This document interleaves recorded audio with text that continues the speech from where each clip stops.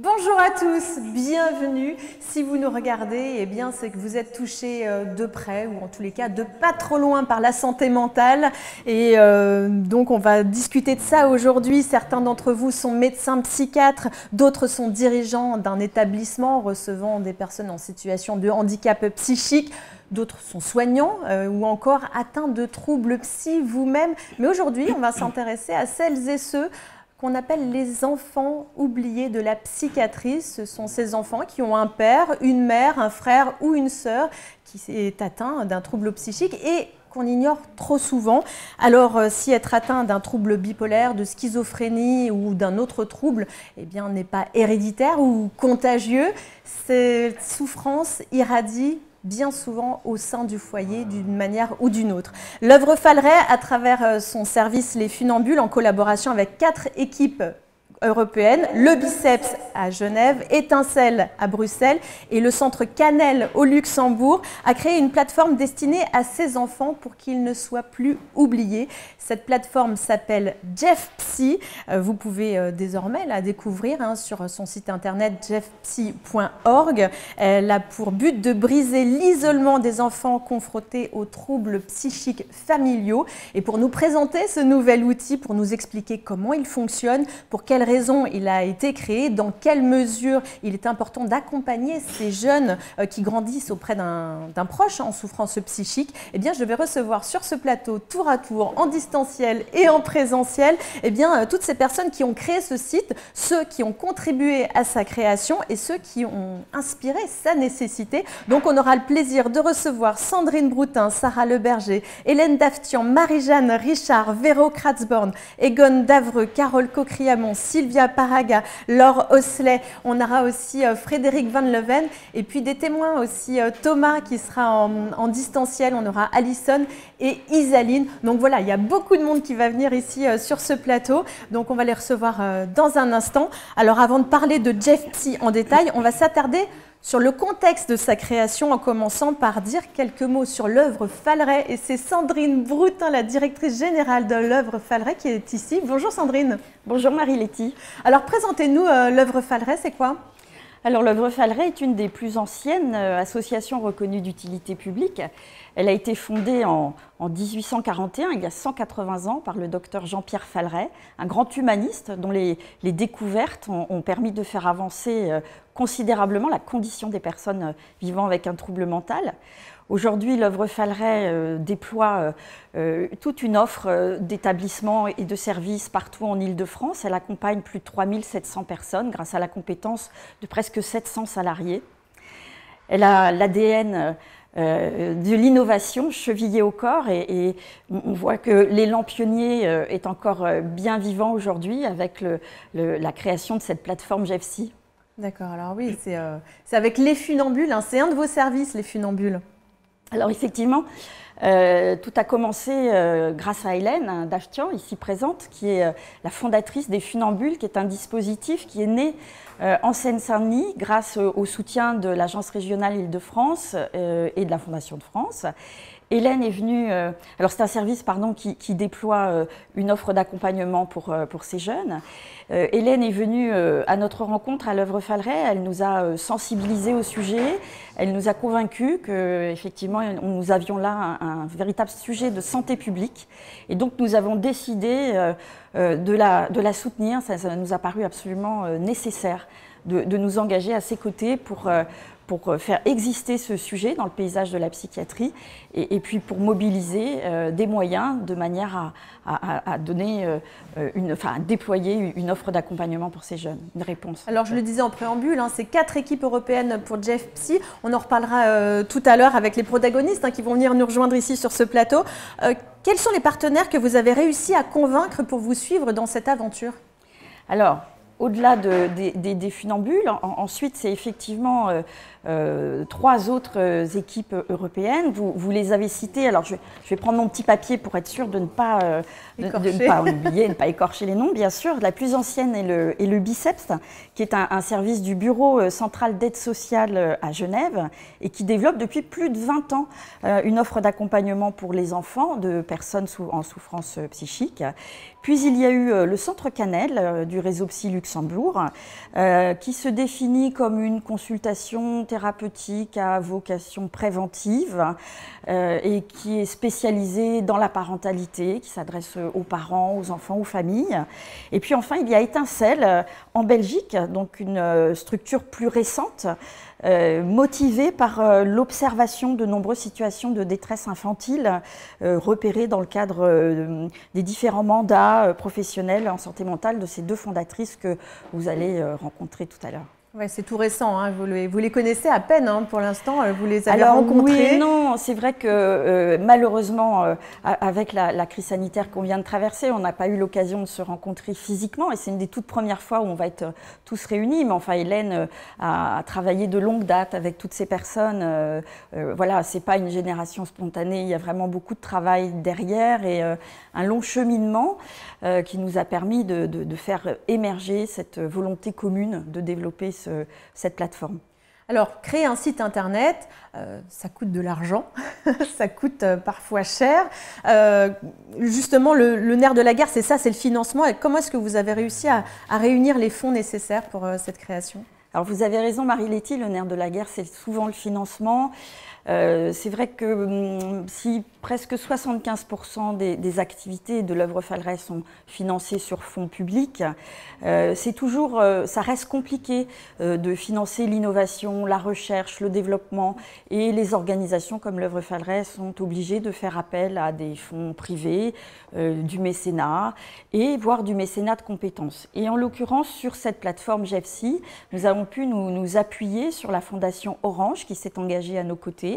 GEFSI a bénéficié de l'expertise des professionnels d'Orange à travers Orange Solidarité qui promeut l'inclusion numérique. D'accord.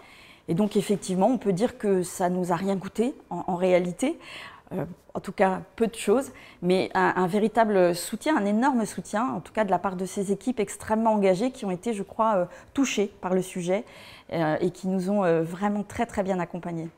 Alors, on va revenir un petit peu sur vous, Sandrine, parce qu'avant d'être directrice générale de l'œuvre Falleret, vous étiez à la protection de l'enfance. Pour vous, l'enfance, c'est un sujet qui vous touche?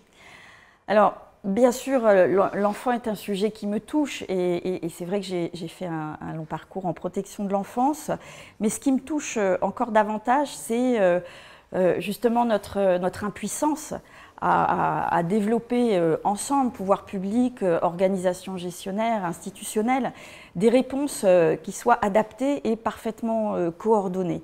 Et c'est vrai que quand Hélène est venue nous rencontrer à l'œuvre Falleret, ça a immédiatement fait écho chez moi, puisque pendant des années, je me suis presque désespérée de voir que dans de très nombreuses situations, la relation éducative était mise en échec du fait d'un trouble psychique d'un parent ou des parents.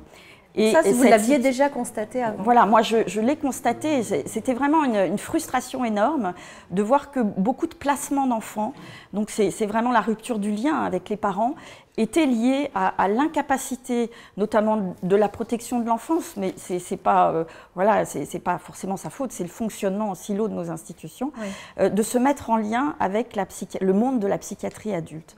Et donc cette absence de communication entre ces mondes. Et puis on en parlait encore tout à l'heure avec Hélène. C'est vrai que l'idée, c'est évidemment de ne pas attendre que ces enfants soient en danger et que des enfants qui vivent des situations auprès d'un proche malade puissent voilà, assez facilement, finalement, très vite, trouver des réponses et un soutien.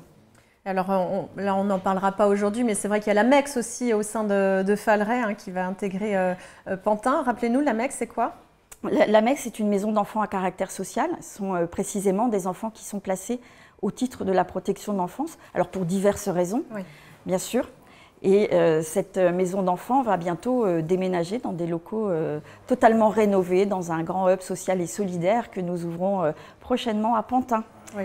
À Pantin. Moi, je suis allée visiter. Ça va être assez grandiose. Il y aura des images, hein, il y aura des reportages que vous pourrez retrouver très bientôt. Je vais me tourner maintenant vers Hélène. Bonjour Hélène Daftian. Vous êtes docteur en psychologie, directrice Les Funambules Fallerais. Pourquoi est-ce qu'on parle d'enfants oubliés de la psychiatrie? Je devrais même faire la liaison, les enfants oubliés de la psychiatrie, parce qu'ils sont nombreux. En fait, c'est un terme qui a été utilisé, en tout cas que moi j'ai lu dans un article de Dr Marsh aux États-Unis dans les années 90, hein, donc ça fait déjà un moment. Et à l'époque, elle alertait déjà sur la situation des frères et sœurs de personnes qui avaient des troubles schizophréniques. Et puis, c'est un terme que j'ai revu, notamment dans un colloque européen auquel j'ai participé à Vilnius, un colloque organisé par Eufamie qui regroupe au niveau européen les associations de patients et qui s'appelait The Forgotten Children. Donc en fait c'est un terme qui est utilisé à la fois pour les enfants de personnes malades et pour leurs jeunes frères et sœurs. C'est un terme qui est là quand même depuis une vingtaine d'années, une trentaine d'années. Et donc je suis très heureuse aujourd'hui qu'on arrive enfin à faire quelque chose autour de ce... Voilà, que ce ne soit pas juste un constat. Oui, et aujourd'hui, en faire la promotion. Qu'est-ce qui vous a poussé à vous intéresser à ce sujet sociétal? Alors, moi, je dirais ce qui m'a poussée, c'est une approche un peu rétrospective. C'est-à-dire que dans mon travail, donc j'ai travaillé longtemps au siège national de l'UNAFAM, hein, qui est l'association française des familles de personnes en psychiatrie. J'ai entendu beaucoup d'enfants et de frères devenus adultes qui parfois parlaient avec beaucoup de colère du fait que quand ils étaient enfants, on ne les a pas vus, on ne les a pas accompagnés. Voilà, donc c'est vraiment cette approche rétrospective qui m'a dit, qui m'a fait penser que bon, alors occupons-nous des enfants au moment où ils sont dans cette situation. Donc, c'est un peu difficile en psychiatrie de promouvoir des questions de prévention. On n'a pas trop cette culture-là de la prévention. On n'a pas non plus globalement cette culture-là en France de la prévention. On a la culture de la crise, de la gestion de crise. D'ailleurs, la crise que nous traversons le montre bien au niveau de la crise sanitaire. Et voilà, je pense très important que l'on arrive à penser les choses en termes de prévention. Et ce que l'on voit trop souvent, c'est qu'on parle des enfants justement au moment d'une crise, au moment d'une hospitalisation. Tiens, il y a un enfant. Tiens, bizarrement, il y a un enfant, on s'en était pas aperçu. C'est un peu ça l'idée. Voilà, ça arrive qu'au funambule, effectivement, on soit amené à accompagner un enfant qui a été placé un peu en urgence parce que sa maman était hospitalisée et qu'il n'y a personne autour.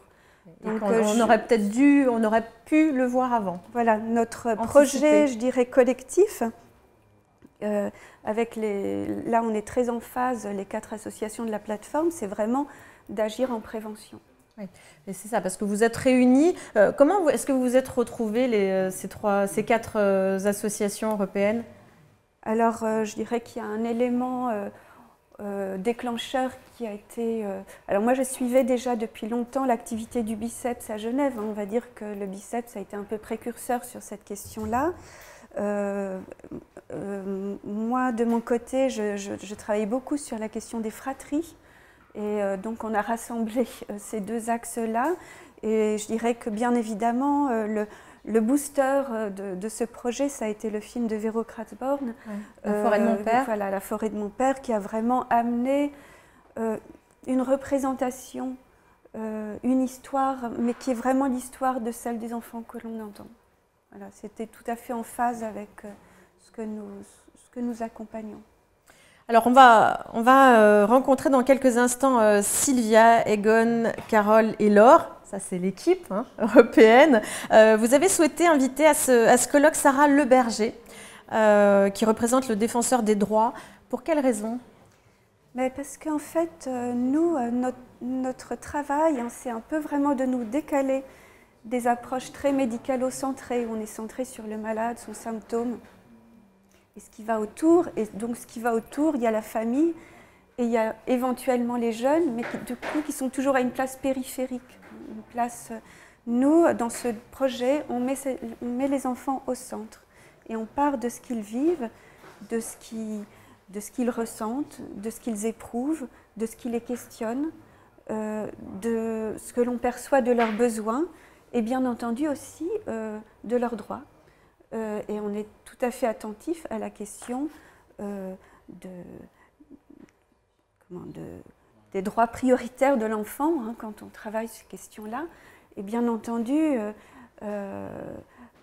associer et inviter en la personne de Sarah Leberger, une représentante du défenseur des droits des enfants, nous apparaît tout à fait intéressant et important. Il faut faire exister dans toutes les parties de la société la question des droits des enfants. Vous avez aussi en psychiatrie adulte. Voilà. Vous avez d'ailleurs participé à certains séminaires d'ailleurs des défenseurs des droits pour apporter un peu votre perspective. Voilà, moi, je pense que Sarah Leberger le dira très bien, mais il y a actuellement une consultation des enfants lancée par le défenseur des droits des enfants. Et le thème de cette année, c'est justement santé mentale et enfance. Et bien sûr, ça nous a paru nécessaire de répondre positivement à cette invitation. D'ailleurs, Sarah Leberger est avec nous en ligne, en visio. Je ne sais pas si... Est-ce qu'elle nous entend bien, Sarah? Bonjour. Oui. On vous entend, Sarah. Je crois que c'est mieux, c'est plus agréable pour les auditeurs qui nous écoutent. Quelles sont vos missions, les actions que vous avez envers les enfants avec le défenseur des droits? Un enfant, une famille, une association peut saisir le défenseur des droits sur une situation individuelle qui concerne un enfant. Le dossier de l'enfant sera pris en charge par des juristes qui vont traiter sa situation et faire en sorte que les problèmes soient résolus et que le respect de ses droits que ses droits soient respectés. Et pour cela, il a différents pouvoirs, des pouvoirs d'enquête, de médiation, de proposer des recommandations, de faire des observations en justice. Et donc, il va traiter la situation individuelle de l'enfant et essayer de la résoudre. Pour ce qui est des actions de promotion, le défenseur des droits fait de nombreuses actions de promotion, de sensibilisation, de formation à l'attention des professionnels sur les droits de l'enfant, sur le droit à l'égalité, sur l'accès aux droits. Et il le fait à travers différents programmes, un programme d'éducation aux droits qui s'appelle Éduca-droit, un programme de jeunes ambassadeurs des droits, ce sont des jeunes qui interviennent dans les établissements scolaires pour sensibiliser les enfants aux droits de l'enfant, et puis à travers la production de rapports, dont un rapport annuel concernant les droits de l'enfant, par exemple, dont je parlerai après en lien avec le projet de consultation des enfants qu'on a mené. Et justement, parlez-nous-en de cette consultation nationale des défenseurs des droits auprès des moins de 18 ans que vous menez. Voilà, c'est un projet qu'on a mis en place, qu'on a élaboré en 2017 et puis qu'on a mis en place concrètement en 2019. C'est un projet qui émane d'un dispositif interne de suivi des recommandations par l'État. On a mis en place un dispositif pour suivre comment l'État met en œuvre et suit les recommandations que le Comité des droits de l'enfant, comité onusien, a adressées à l'État français. Donc, c'est un peu comme une veille sur le respect par l'État de ces recommandations. Et dans le cadre de ce dispositif de suivi, qui est essentiellement un dispositif de veille juridique interne, mais aussi documentaire et puis basé sur nos saisines, on a également un dispositif de lien avec la société civile pour que les associations nous fassent remonter des situations et un dispositif de recueil de la parole des enfants. Et donc, c'est dans ce cadre qu'on a mis en place ce projet qui s'appelle « J'ai des droits, entends-moi » en 2019. Donc, on a consulté environ 2000 enfants sur l'ensemble du territoire à travers 50 associations qui ont travaillé avec nous. En 2019, c'était sur l'ensemble de leurs droits. Donc, on a questionné les enfants sur leur façon de voir si leurs droits sont respectés. D'abord, s'ils les connaissent, et puis ensuite, s'ils pensent qu'ils sont respectés. Ils nous ont fait remonter des propositions et des recommandations qu'on a publiées dans un recueil qu'on a mis sur un site Internet et qu'on utilise également dans nos différents travaux, rapports annuels ou autres, pour mettre en avant la parole de l'enfant qu'on a recueillie à cette occasion. Et donc, cette année, on a relancé ce projet de consultation. On a aussi mobilisé une 50aine d'associations qui sont sur l'ensemble du territoire, et qui travaillent avec les enfants avec lesquels elles travaillent habituellement pour recueillir leurs paroles. Et cette année, nous avions choisi le thème de la santé mentale.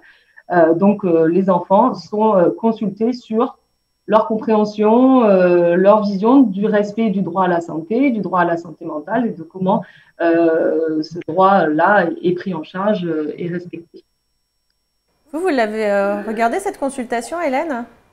Vous en avez pris connaissance? J'ai participé au séminaire de lancement. Effectivement, je trouvais très intéressant en fait la question de droit et santé mentale. D'abord, on ne parle pas tellement de santé mentale aux enfants, donc je trouve que c'était vraiment une initiative positive. Et puis, eh bien, voilà, moi ce que je me dis, c'est que les enfants dont nous parlons, les enfants des familles qui sont impactés par la maladie mentale, ont aussi des droits et que là aussi, il faut qu'on soit vigilant au respect de leurs droits. Voilà. Donc on fait vraiment une corrélation entre anciennement avec la protection de l'enfance, avec vous Sandrine, hein, où vous étiez avant, on a les défenseurs des droits, et vous Hélène avec justement avec les funambules. Donc on est vraiment sur un cercle très positif pour amener les enfants à parler de santé mentale. Pour quelles raisons est-ce que les défenseurs des droits s'étaient intéressés à la santé mentale des enfants ? Oui, c'est un sujet qui était qui est très cher à la défenseur des droits et aux défenseurs des enfants. Et dès qu'ils sont arrivés dans leur mandat, puisqu'ils ont été récemment nommés, c'est un sujet qui très rapidement est arrivé sur la table et qu'ils ont souhaité aborder, évidemment en lien avec la crise sanitaire, mais surtout parce que pour l'institution, c'est un enjeu et c'était antérieur à la crise sanitaire. La santé mentale est un enjeu majeur de santé publique et tout particulièrement en lien avec effectivement l'effectivité des droits de l'enfant. C'est-à-dire qu'on ne peut pas imaginer que la santé mentale des enfants soit bien prise en charge, si je peux le dire comme ça, c'est un peu réducteur, mais c'est assez complexe, sans que l'ensemble des droits de l'enfant soient pris en compte. Et c'est ce qu'on va s'atteler à démontrer dans notre rapport qui sera publié le 20 novembre pour la Journée internationale des droits de l'enfant. Donc, je ne peux pas vous en dire beaucoup plus à ce stade. Mais ce qu'on a souhaité mettre en avant, c'est justement le fait que il y a le respect du droit à la santé et de l'accès aux soins, mais que la santé mentale, c'est pas que ça, c'est aussi tout ce qui est lié au repérage, à la prévention, à la prise en charge et au respect des droits de l'enfant dans leur ensemble quand on est dans la prise en charge ou dans les phases de repérage ou de prévention. C'est-à-dire que on ne parlera pas que de la santé mentale au sens strict du terme, étant donné qu'on n'est pas des spécialistes de la santé, puisqu'on est des spécialistes du droit, mais qu'on va l'analyser au regard de la mise en œuvre des autres droits de l'enfant. Il nous paraît vraiment important, et notamment les droits de l'enfant à s'exprimer et à ce que leurs opinions soient entendues. Justement, quand vous entendez parler de ces enfants qui grandissent avec un proche en souffrance psychique et qu'on écarte un peu de la psychiatrie, quel est votre sentiment sur ce sujet ? Globalement, mon sentiment, c'est qu'un enfant a le droit à un ensemble de droits, mais il a surtout le droit à être un enfant, le droit à être un adolescent, le droit de vivre en tant qu'enfant et de ne pas être nécessairement plus spécifiquement impliqué ou oublié dans ces situations. Donc, c'est important parce que les enfants, pour nous, sont des sujets de droit, ils ne sont pas des objets de droit, ils doivent pouvoir être entendus, pouvoir s'exprimer. Et dans ce contexte, il me semble que c'est ça qui est primordial, c'est-à-dire que, et c'est le lien que je fais avec la plateforme que vous avez, qu'on inaugure aujourd'hui, c'est le fait pour l'enfant de pouvoir, dans ce contexte, même s'il est difficile, il ne peut pas s'en extraire puisque c'est sa famille, mais à être entendu et à pouvoir exprimer ses propres besoins parce qu'il en a qui sont forcément différents de la personne qui est atteinte de troubles psychiques dans sa famille et que ces besoins-là soient pris en compte, que l'enfant puisse être entendu et s'exprimer et qu'il puisse avoir sa vie d'enfant, c'est-à-dire avoir accès aux loisirs, à l'éducation, etc., comme tous les autres enfants. Merci beaucoup Sarah pour toutes ces précisions. À tout à l'heure. Sandrine, on se revoit à la fin aussi pour un petit mot de conclusion. Avec plaisir. À la fin de cette émission. Mais dans un instant, on va s'intéresser donc à cette deuxième partie d'émission parce que parmi celles et ceux qui s'intéressent aux enfants qui grandissent avec un proche atteint de troubles psychiques, il y a l'UNAFAM. On a la chance d'avoir sa présidente sur ce plateau, en visio, en l'occurrence, c'est Marie-Jeanne Richard. Et elle va nous dévoiler des résultats sur une enquête menée. Vous la connaissez bien cette enquête, hein, Hélène, hein, donc il faudra rester avec moi, à côté de moi, pour justement m'aiguiller sur ce sujet. En attendant, je vous propose de regarder la bande-annonce du film La forêt de mon père. C'est une fiction écrite et réalisée par Vero Kratzborn qui va venir aussi nous rejoindre juste après sur ce plateau. Elle connaît très bien ce sujet et elle va nous en parler dans un instant, mais tout de suite, bande-annonce. Ouais, c'est une petite vacances. Il croit que la forêt est à lui, mais elle est à tout le monde. Tout est à nous. Ouais. Laissez les enfants, j'arrive pas à me concentrer. Pourquoi t'as acheté la télé? J'en rachèterai une. Avec quel argent? Qu'est-ce qui s'est fait virer? Ça suffit. Arrête de compter. Prenez tout ce que vous voulez. On n'a qu'à tout laisser ici. Ils verront pas. Attendez-moi dehors, les enfants. On va rentrer par la forêt. Venez avec nous, s'il vous plaît. Lâchez-le! C'est grave. C'est un début d'épisode psychotique. Il a besoin de soins. Vous devez penser à vous. À vos enfants. Je peux pas lui faire ça. Il sera très bien soigné. Tu vas te l'enfermer, c'est ça la vérité. Mais qu'est-ce que tu crois? Tu crois que c'est facile pour moi? Vous êtes tous tarés ou c'est juste votre père? Tu crois que je serais comme papa?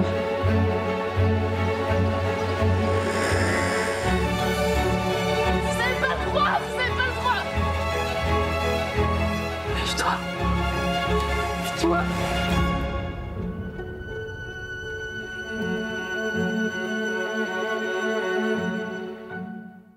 Bienvenue si vous nous rejoignez. Nous sommes toujours en direct de cette émission pour l'inauguration de Jeff Psy. Nous nous intéressons aux enfants oubliés de la psychiatrie. Et dans cette deuxième partie d'émission, eh bien, j'ai toujours à mes côtés Hélène Daftian. Merci de rester. Vous m'accompagnez tout le long. Hein. J'essaie. Ne bougez pas, Hélène. Et on a le plaisir de recevoir Marie-Jeanne Richard qui est en visio avec nous. Bonjour Marie-Jeanne. Bonjour. On a Véro Kratzbaum qui est avec nous. Bonjour Véro. Bonjour. La forêt de mon père, c'est un film qui vous êtes inspiré dans la psychiatrie. Pour quelle raison est-ce que vous avez porté ce sujet au cinéma, jusque dans les salles de cinéma? Alors, La forêt de mon père, c'est pas un film inspiré de la psychiatrie. C'est un film, en fait, qui est inspiré de mon vécu. Voilà, un vécu dans une famille avec de l'amour, avec des membres qui sont solidaires et avec l'irruption de la maladie psychique qui vient. Et c'est comment, dans une famille, comment on vit avec ça, comment on aime aussi, parce qu'il y a beaucoup d'amour, il y a aussi de l'écoute. Et je voudrais saluer ici vraiment, je voudrais saluer mon petit frère, mes frères, ma maman, mon papa, les remercier tous de mon soutien. Voilà, et parce que c'est important. Ce film, il raconte à hauteur d'enfants, ces enfants voilà, qui n'osent pas parler, qui n'osent pas dire, et qu'on n'écoute pas, surtout. Parce qu'on souvent, on parle à notre place. Et j'ai été très touchée par ce qu'a dit Sarah Leberger, voilà, parce que je trouve que cette parole-là, elle doit être entendue. Voilà. Votre film a été sélectionné dans plusieurs pays francophones et il y a eu des ciné-débats. Quel a été le constat que vous avez fait après cette tournée? Alors un film, c'est toujours aussi d'abord une équipe, une aventure qui se construit. Et je remercie Hélène Daftian et Frédéric Van Leven d'avoir été là, parce que c'est un film que j'ai porté pendant 8 ans. Voilà, d'avoir dit que j'avais le droit de prendre la parole. Donc ce film est d'abord une prise de parole forte, de dire « Nothing about us without us ». Rien sur nous, sans nous. Ce film il a été montré dans pas mal de pays, pas seulement les pays francophones, il a été jusqu'aux États-Unis, en Géorgie, et partout. Ce qui était fort, c'est qu'en montrant ce film, il y avait une résonance, non seulement des familles, mais surtout quand dans les familles, il y a les enfants et il y a les parents. Et donc, ça a été des libérations de parole. J'ai fait beaucoup de séances scolaires. Voilà, il va encore en avoir aussi en Belgique. Et cette parole qui résonne, ben, c'est un peu aussi un outil, ce film. C'est une façon de dire, voilà, et toi? Qu'est-ce qui était important de montrer dans ce film? Ce qui était important pour moi de montrer dans le film, c'est non seulement les difficultés, mais aussi les ressources. Les ressources que peuvent être ces parents différents, voilà, et aussi le fait que la situation n'est pas aussi simple qu'on pourrait le dire et qu'on ne peut pas nous coller des étiquettes. Ça, c'est très important pour moi, de dire, voilà, on est à la croisée des chemins, on a aussi ces parents qui sont des ressources, on a des responsabilités qui sont un peu lourdes sur nos épaules. Et on a aussi, voilà, on a aussi pas seulement à être figé dans notre histoire, mais pouvoir aussi aller de l'avant, aller vers l'espoir, vers l'avenir, Voilà, mes parents, ils ont 9 petits-enfants qui les adorent. Et mon message, il est vraiment tourné vers l'espoir, vers aussi les ressources qui sont en famille et vers aussi les personnes qui peuvent nous écouter. Et c'est pour ça que là, il y a 8 ans, quand j'ai rencontré Hélène et Frédéric, quand j'ai lu ce texte de Frédéric, de me dire, voilà, on existe, je ne suis pas seule par rapport à ça. Et vous, les enfants, et les enfants qui sont devenus adultes, vous n'êtes pas seuls par rapport à ça. J'ai une fille qui s'appelle Stefania Bioni qui nous regarde depuis l'Italie. Elle a fait des milliers de kilomètres pour venir voir le film dans une forêt parce que voilà, ces invitations à parler. Donc merci de cette plateforme, merci de cette synergie parce que ça c'est indispensable qu'on puisse tous ensemble, voilà, tous ensemble réfléchir à la situation et trouver des moyens d'écoute, d'hospitalité et d'accueil. Tout à l'heure, Hélène le disait, c'est à travers votre film finalement que s'est créée cette synergie entre les 4 équipes européennes. Alors vous le disiez tout à l'heure, Hélène, hein, vous connaissiez Biceps, mais vous ne connaissiez pas vraiment les autres associations. Oui. C'est vraiment la Forêt de mon père qui a été un petit peu cet élément déclencheur, comme vous le disiez. Oui, et je dirais, pour ajouter à ce que dit Véro, je crois que la fiction est nécessaire. C'est très important une histoire pour comprendre. Moi, ça fait 20 ans que je dis qu'en psychiatrie adulte, il faut faire attention à la présence des enfants. Mais ce film a complètement changé le niveau de compréhension de ce que j'ai pu dire, et je pense que disait le Biceps, ce que nous disions, ce que disait le Centre Cannelle au Luxembourg. Nous, ça fait un moment que ça nous préoccupe, cette psychiatrie qui ne prend pas compte, enfin, je dirais surtout l'ambulatoire. Il faut savoir quand même qu'un des derniers rapports en psychiatrie en France dit le domicile doit être la règle, l'hôpital l'exception. Ben oui, moi, on peut être d'accord avec ça, c'est pas une question d'être... mais c'est à ce moment-là, qu'est-ce qui se passe au domicile? Soyons attentifs au domicile. Et je trouve qu'une fiction, ça met une représentation là-dessus. Par exemple, dans le film, moi j'aime beaucoup l'histoire de la machine à laver qui reste au milieu du salon parce qu'elle est complètement démontée, parce que le père dit oui, je vais la remonter, mais il ne peut pas. Mais ça, pour moi, ça symbolise vraiment cette déconstruction dans le salon de ce que peuvent percevoir les enfants. Il y a beaucoup de proches, d'enfants ou de jeunes adultes qui ont vécu avec un proche atteint d'un trouble, qui sont venus vous dire « mais cette scène-là de votre film, je l'ai vécue précisément ». Je pense à Laetitia très fort, là, quand je suis avec vous, qui m'a dit « merci pour ce film, j'ai l'impression qu'il est presque autobiographique ». Donc il y a ça. Je voulais aussi saluer Marie-Jeanne Richard, parce que je suis membre d'un groupe de parole qui est à Créteil. Voilà, on est une petite dizaine. Je pense à Jérôme, à Annabelle, à Catel, à Eric, à toutes ces personnes voilà, qui nous aident parce qu'en fait, on a l'impression des fois que life is bigger, enfin comment dire, la vie est plus grande que ça. Et ces lieux d'écoute, ils sont extrêmement importants parce que c'est du partage. Mais là, on est adultes, nous. Et là, maintenant, je trouve que ce qui est formidable, c'est que ça puisse, grâce à l'action de Hélène, Egon, Carole, Laure et Sylvia qui en Suisse. Voilà, Frédéric aussi, enfin voilà, toutes ces personnes, on puisse aussi, au moment où on est en réflexion, on ne sait pas ce qui se passe, et en même temps on a les petites antennes, voilà, et donc voilà, donc ce groupe de parole de l'UNAFAM à Créteil, il est important aussi pour moi, en tant qu'adulte, mais je pense qu'on a besoin aussi d'écouter les enfants et les jeunes de manière spécifique. Jeff Psy vous offre un rôle d'être experte. Pour quelle raison est-ce que vous avez accepté et quel va être votre rôle finalement? Alors déjà, j'ai accepté parce que les personnes défendent des valeurs qui me sont proches.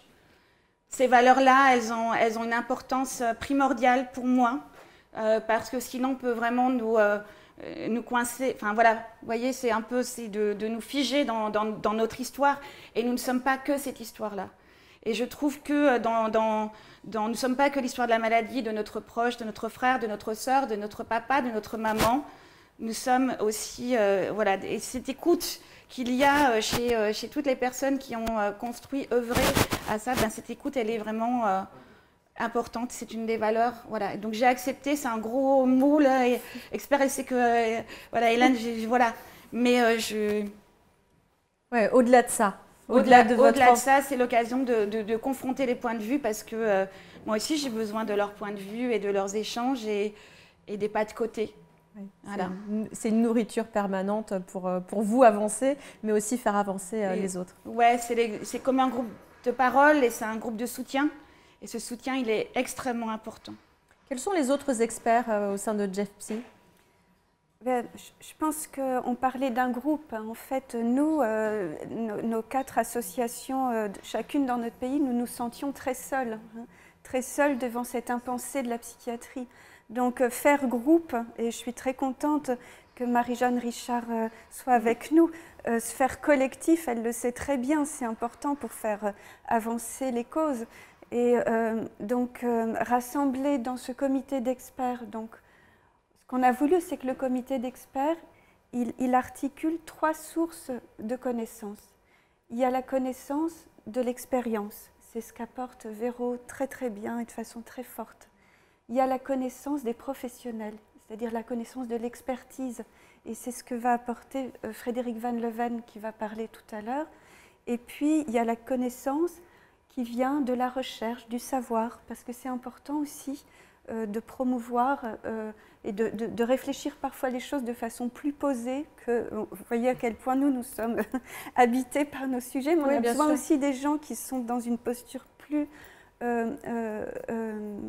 en position de chercheur. Donc nous avons 2 universitaires dans le comité d'experts. Donc ça, c'est un côté plus scientifique. Voilà, donc je salue à l'occasion Marc Boily, le professeur Marc Boily de l'Université du Québec à Rimouski. Je sais qu'il s'est réveillé, il est 4 h du matin au Québec pour être avec nous.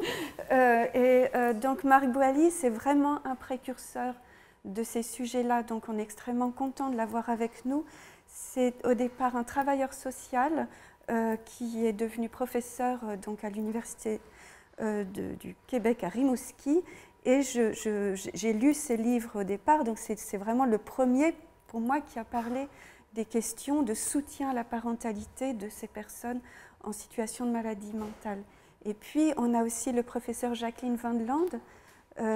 Alors elle ne peut pas être avec nous parce que c'est période d'examen dans les universités en ce moment, mais Jacqueline Van Land travaille beaucoup sur les questions de périnatalité, périnatalité, psychiatrie, accompagnement de la parentalité et comment on peut préserver les liens, comment on peut travailler sur les relations enfants-parents. Vraiment, voilà, moi je pense que c'est des personnes qui vont nous aider à être dans une approche préventive et pas toujours dans une approche de crise quand on parle de la psychiatrie. Ces enfants, ils sont là tout le temps, H24. Je dois dire d'ailleurs qu'avec la situation de pandémie que l'on connaît, plein d'enfants ont été confinés avec un proche malade, d'être là 24 heures sur 24 avec quelqu'un qui peut avoir des débordements d'angoisse. Il a dit la maladie de papa, elle m'éclabousse. Voilà. Donc nous, on s'occupe des éclaboussures. C'est très sensible. Avant d'être au Funambule à Falleret, vous étiez à l'UNAFAM. Et c'est un peu là aussi que tout est parti. Vous avez mené une enquête. Oui, à l'UNAFAM, j'ai eu la chance parce que j'ai alerté un petit peu le bureau national de l'époque. Donc ça n'était pas Marie-Jeanne qui était présidente à l'époque, mais je leur disais, ce n'est pas l'UNAPAM, ce n'est pas l'Union nationale des parents, parce qu'il y avait beaucoup de parents dans les groupes, mais il faut faire exister le mot F, le mot famille de l'UNAFAM, et tous ceux qui sont autour des personnes en souffrance, parce que aussi ces personnes, elles ont besoin d'avoir une famille autour d'elles. Et souvent, ces familles, elles explosent parce que c'est trop dur. Donc, les frères et sœurs partent loin. On m'a donné le carte blanche, vraiment, pour réfléchir à cette question-là. Et donc, j'ai construit un questionnaire avec un groupe de frères et sœurs. Nous avons traité 600 réponses qui allaient de 10 ans à 79 ans, ce qui veut bien dire aussi que soutenir les enfants aujourd'hui, c'est aussi soutenir des personnes qui vont être des accompagnants au long cours des personnes malades. Et que c'est éthiquement tout à fait contestable d'aller les chercher dans l'aide de leurs proches alors qu'on ne les a pas aidés au moment où ils en auraient eu besoin. Marie-Jeanne, rappelez-nous ce qu'est l'UNAFAM précisément. Et alors d'abord, parler derrière Véro, et c'est toujours très très compliqué, mais je la salue, j'en profite et je suis vraiment très heureuse d'être ici et de soutenir ce moment avec Hélène. Voilà. Donc je dis que l'UNAFAM, c'est une association qui a été créée pour aider les familles. Alors je vais mettre un grand F devant, familles et amis, à mieux comprendre les troubles psychiques de leurs proches. Et c'est vrai qu'au travers de ce réseau de pères-familles, eh bien, c'est permettre aux familles, aux proches, de sortir de l'isolement, de trouver de l'aide, et toujours dans cet objectif de ne pas craquer, car vraiment, Hélène l'a dit tout à l'heure, un certain nombre de familles éclatent, et il est vraiment important qu'elles trouvent de l'aide tôt pour retrouver cette force d'avancer. Donc, l'UNAFAM a été créé avec la volonté de répondre au plus près, c'est-à-dire que dans toutes les délégations, dans tous les départements, eh bien, il y a des familles, des pères aidants familles, c'est comme ça qu'on les appelle, qui sont là pour réaliser des accueils, pour réaliser de la formation, pour donner de l'information. Alors, ces actions, finalement, de bénévoles sont complétées par celles des professionnels psychologues cliniciens. Donc, Hélène a été un de ces psychologues à un moment de l'histoire de l'UNAFAM. Ces psychologues cliniciens, ils sont là à l'écoute des familles, une écoute clinicienne pour que les familles puissent confier leurs souffrances, mais aussi toutes les difficultés auxquelles elles sont confrontées, en particulier la difficulté de leurs proches à aller vers le soin, et ça c'est vraiment des moments très très difficiles pour les familles. Elles sont aussi, ce service écoute famille, il est également là pour aider les familles à reconstruire le lien, parce que le lien avec la personne malade est souvent très altéré par la maladie elle-même ou par les nombreuses années avant que la personne arrive aux soins. Et donc, les services écoute famille est aussi là pour aider à reconstruire ce lien et répondre aux questions des familles. Et vraiment, quand on dit famille, et Hélène le disait tout à l'heure, et très longtemps, on a vu les parents. Après, on a vu un peu les conjoints, mais toujours les adultes. Et vraiment, aujourd'hui, il nous faut réellement porter une attention à tous les membres de l'entourage. Et au niveau de l'écoute famille, vous voyez, aujourd'hui, on a à peu près 10 à 11% des appels qui sont des fratries et 7% qui sont des fils et filles de personnes malades. Mais, et c'est là où toute l'importance de la plateforme qui va être créée, c'est quand ils nous appellent, ils ne sont plus des enfants, ils ne sont plus des ados, ils ne sont plus des jeunes adultes, mais quand ils nous appellent, c'est déjà qu'ils sont des adultes. Or, et ça a bien été dit tout à l'heure, c'est-à-dire que dans le contexte du renforcement du virage ambulatoire, et on ne peut pas être contre ce virage ambulatoire, mais ce virage ambulatoire, eh bien, tous les membres de la famille, et je dis bien tous les membres de la famille, vont être confrontés aux troubles psychotiques. Et vraiment, Hélène et toute l'équipe nous ont vraiment permis de comprendre que si le toit familial était le lieu où finalement la personne revenait après une hospitalisation, eh bien, il fallait prendre soin de la personne malade et prendre soin de tous les membres de l'entourage.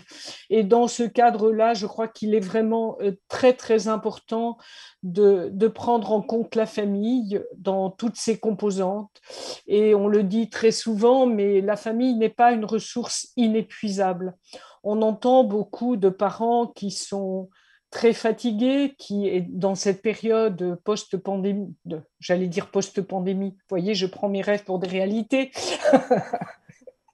mais dans cette période de pandémie, il y a énormément de fatigue de l'entourage. Et je crois que ce qui concerne les enfants, les adolescents, on ne sait pas encore quelles sont les conséquences que cela va avoir sur eux. Mais ne jamais banaliser, ça paraît un point important. Et vraiment porter de l'attention à ces jeunes, les soutenir, les accompagner. Et dans ce cadre-là, je crois que la plateforme prend vraiment toute son importance. Je vais dire que ça représente un outil extrêmement important au travers du petit mot qui m'a été envoyé ce matin du réseau grands-parents. Donc, un grand-parent me dit « je ne serai pas là », mais vraiment, il faut dire ô combien cette plateforme a de l'importance pour nous. Et donc, ce réseau grands-parents, qui a vu le jour dans le 92, qui a été co-animé par des bénévoles et un psychiatre, ce réseau grands-parents a vraiment a appuyé sur un point très, très, très important. Il y a des parents qui ont des troubles il y a des personnes qui ont des troubles psychiques qui sont parents et il y a des enfants qui vivent avec des parents qui ont des troubles psychiques.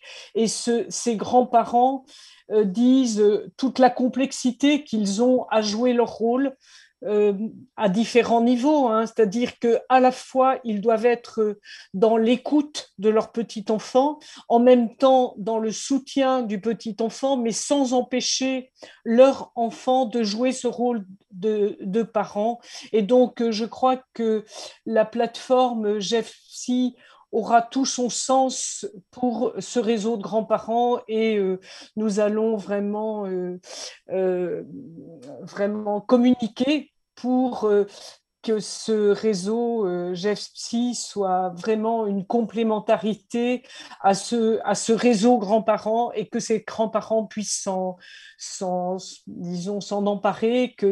Et puis, nous travaillons beaucoup sur cette notion de parentalité aujourd'hui. La parentalité est quelque chose dont on ne parlait jamais pour les personnes ayant des troubles psy. Comme si avoir droit à vivre avec quelqu'un, à jouer ce rôle de parent, leur était interdit. Et c'est vrai qu'au travers de ces quelques années, et on voit cette année que ça prend toute son importance. Et très récemment, nous nous sommes aussi battus pour que ces parents qui ont des troubles psy puissent avoir accès à l'aide à la parentalité s'ils le souhaitent. Donc, on voit toute l'importance. Il y a vraiment un faisceau qui se met en place et je pense que ce faisceau va être très, très important pour les enfants. Merci beaucoup Marie-Jeanne. Je rebondis là-dessus sans vouloir spoiler le film La forêt de mon père si vous ne l'avez pas vu. On note d'ailleurs que dans la situation dans laquelle vit cette famille, à aucun moment on voit des grands-parents, des tantes, des oncles apparaître dans le film et intervenir. Alors déjà, le cinéma, ça se fabrique avec un budget, donc voilà, donc je me suis beaucoup battue pour faire ce film, donc du coup, voilà, donc c'est vrai qu'il n'y a pas forcément toute la famille, puisque c'est le point de vue des enfants, voilà, et je voulais vraiment me focaliser sur le point de vue de Gina, qui a 15 ans, et de son petit frère, 12 ans, et sa petite sœur, voilà, qui a 6 ans. Donc c'est assez vrai, mais ce point de vue d'adolescent, il est aussi dans la relation aux autres jeunes, aux autres enfants. Oui. Et donc ça aussi, on se sent différent. Et ce que je trouve formidable dans GEFPSY, c'est qu'il va y avoir la possibilité pour ces jeunes de rentrer en contact, de savoir aussi qu'on n'est pas tout seul. Voilà, c'est pas seulement l'adulte qui va pouvoir nous dire des choses, mais moi j'aurais aimé vraiment, quand j'étais plus jeune, avoir la possibilité de discuter avec d'autres personnes qui vivaient à peu près pas la même chose que moi, parce que c'est impossible, on a chacun sa vie, mais des choses que j'aurais pu expliquer sans forcément avoir un regard, pardon Hélène, professionnel, oui. De soignant, avec des bonnes intentions, mais au-delà de ça, il y a cette... voilà, Ouais, entre... Egon Voilà. Davreux va nous en dire un petit C'est mot tout à tellement l'heure, important. justement, sur cette importance du chat entre les jeunes aussi, Ouais. pour qu'ils rentrent en contact entre eux. Et ça, c'est l'objectif aussi de Jeff Psy. Merci Marie-Jeanne, vous restez connectée parce que, je le rappelle, hein, les internautes peuvent poser leurs questions. Donc, si ça se trouve, il y aura une question qui vous sera destinée. Donc, restez avec nous, on répondra à toutes ces questions à la toute fin de cette émission. Merci beaucoup Véro. Pareil, hein, vous ne bougez pas, vous restez pas très loin du plateau pour pouvoir répondre aux questions si on a besoin de Et vous si en on poser. veut poser des questions à Véro, on peut aussi le faire par la page Facebook ou le compte Instagram La Forêt de mon père. D'accord. Vous n'hésitez pas, je réponds, je reçois des lettres, voilà, j'y Bah, réponds c'est comme des ça que je messages. vous ai contacté Voilà. la première fois. Hein. C'est Voilà. vrai qu'elle répond. N'hésitez Véro. pas aussi. Ben, merci infiniment. Alors Jeff Psy, c'est la réunion de 4 équipes européennes. On l'a dit tout à l'heure, Bruxelles, on était au Luxembourg, en Suisse et en France pour proposer donc aux enfants oubliés de la psychiatrie de briser leur isolement grâce à Jeff Psy. Mais comment fonctionne ce site? C'est ce qu'on va voir tout de suite, juste après l'interview d'Isaline. Mais qui est Isaline? Ben, vous allez le découvrir tout de suite. Bonjour à tous, je suis Cocriamon Isaline, alias Isou, et je suis l'artiste chargée des illustrations du site Jeff Psy. Alors, tout d'abord, je tiens à remercier ceux qui m'ont permis de participer à ce projet, car ayant moi-même vécu une adolescence assez difficile due à un entourage pas toujours sain, je dois dire que tout ça me parlait énormément. Je n'ai pas eu la chance d'obtenir de l'aide, alors c'est pourquoi réaliser le design de Jeff, de sa tortue, de ses mises en scène... Tout ça, ça m'a un peu donné l'impression d'aider à ma manière. Alors, comment j'ai créé Jeff? Eh bien, Jeff, il a été créé de sorte à ce que tout le monde puisse s'identifier à lui tout en y voyant une figure amicale et prête à venir en aide. Et pourquoi la tortue? Eh bien, au départ, c'était censé être un hérisson. Je souhaitais ajouter une figure mignonne tout en étant identifiable pour tous ceux qui traversaient une période difficile. Donc la tortue, elle représente un peu une métaphore du jeune qui apprend à s'ouvrir et à sortir de ses carapaces pour réaliser que Jeff est là seulement pour l'aider en soi. Et voilà. Et donc, en conclusion, je suis juste vraiment heureuse d'avoir participé à ce projet. Je me répète, mais franchement, c'est un grand honneur pour moi. C'était un grand travail, c'était quelque chose de très important autant pour moi que pour tous ceux qui y ont participé. Et je souhaite sincèrement recommencer à l'avenir si c'est possible. Alors merci de m'avoir écouté et au revoir, à bientôt. Merci Isaline. Et nous allons maintenant rencontrer les créateurs de ce site internet avec Hélène Daftian qui n'a pas bougé, bravo, toujours sage, parfait. Egon Davreux, bonjour. Bonjour. Et bienvenue. Carole Cocriamon à mes côtés. Et puis on a en ligne Sylvia Paraga qui est en visio depuis la Suisse. Bonjour Sylvia, pardon. Vous nous entendez bien, Sylvia? Oui, je l'entends bien. Bon, parfait. Et nous aussi, on vous entend très bien. Alors, on va faire un petit tour de table, et puis de salon plutôt, et essayer de vous connaître un petit peu plus. Comme Egon, vous êtes en face de moi. Excusez-moi, ça manque d'élégance peut-être. Présentez-vous, dites-nous qui vous êtes et d'où vous venez. Et donc, je suis psychologue, psychothérapeute et responsable du Centre Canel. Au départ, je viens de Belgique, mais je travaille depuis 20 ans au Luxembourg. Et donc, ça fait 20 ans que je travaille en psychiatrie, mais pas spécifiquement avec les parents et les enfants oubliés, comme vous disiez tout à l'heure. J'ai d'abord travaillé dans le centre de consultation en fait, pour adultes. Et pendant un certain moment, on s'est rendu compte qu'en fait, il y avait des enfants qui étaient justement oubliés dans les salles d'attente, qui venaient pendant les congés scolaires des enfants et qui se retrouvaient là un peu perdus. Et nous, on s'est demandé en tant qu'équipe, on a commencé à réfléchir en 2005, qu'est-ce qu'on pourrait faire avec ces enfants.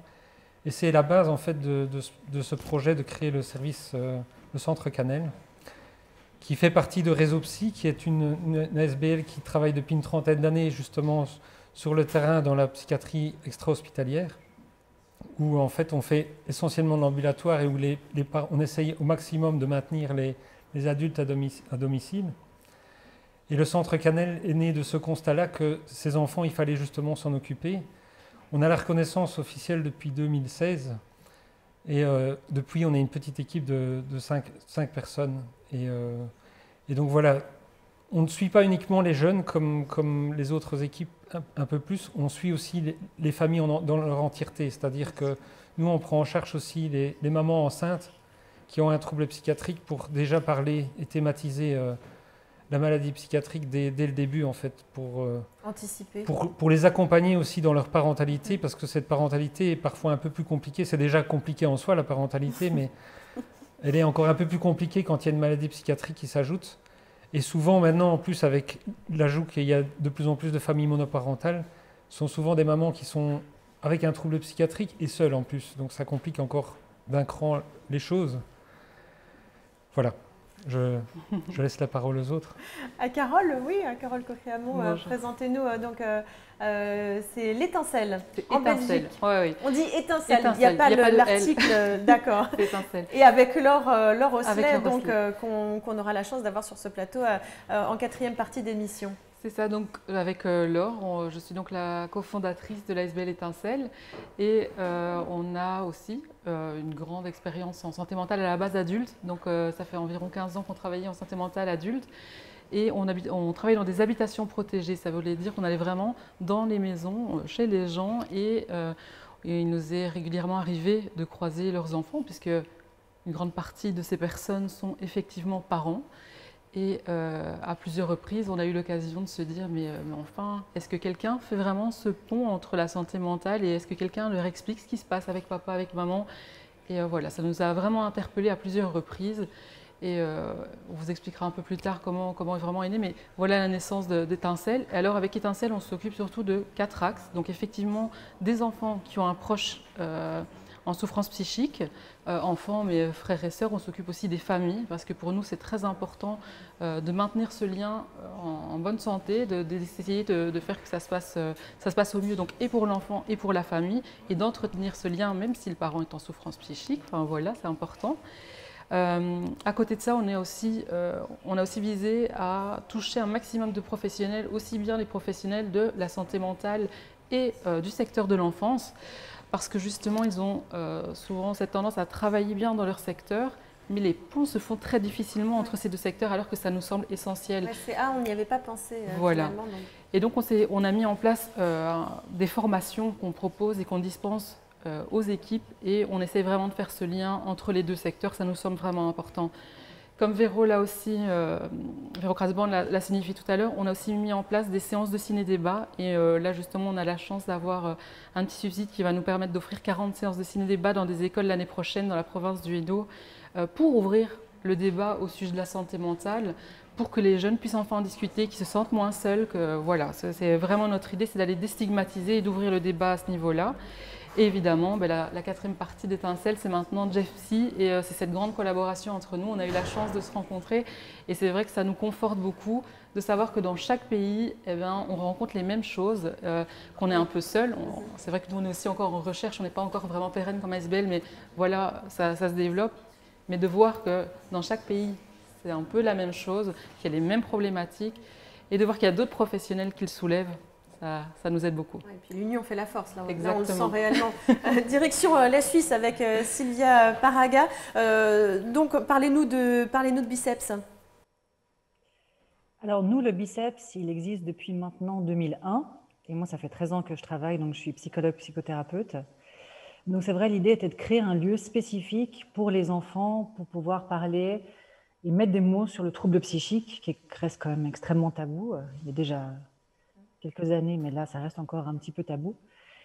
Et donc, l'idée, c'est de pouvoir leur offrir, nous, on reçoit les jeunes entre 7 et 25 ans. Notre idée, c'est de pouvoir proposer soit des entretiens individuels, des entretiens de famille ou de fratrie, et puis des groupes. C'est vrai que nous, on aime beaucoup les groupes au biceps, et l'importance de pouvoir avoir d'autres enfants qui vivent des mêmes situations que nous, de se reconnaître. Donc, c'est vrai que c'est quelque chose qui est très porteur. Et puis, nous, on a la chance de faire partie d'une fondation, en fait, le Bureau central d'aide sociale, qui est une fondation de droit privé genevois, et on peut offrir nos prestations, ce qui n'est pas non significatif pour des populations qui des fois sont assez précarisées, ou comme on disait, des familles monoparentales qui ont déjà d'autres frais, d'autres difficultés. Et puis c'est vrai que c'est pas facile de venir nous voir, c'est pas facile de venir parler d'un parent qui a une difficulté psychique.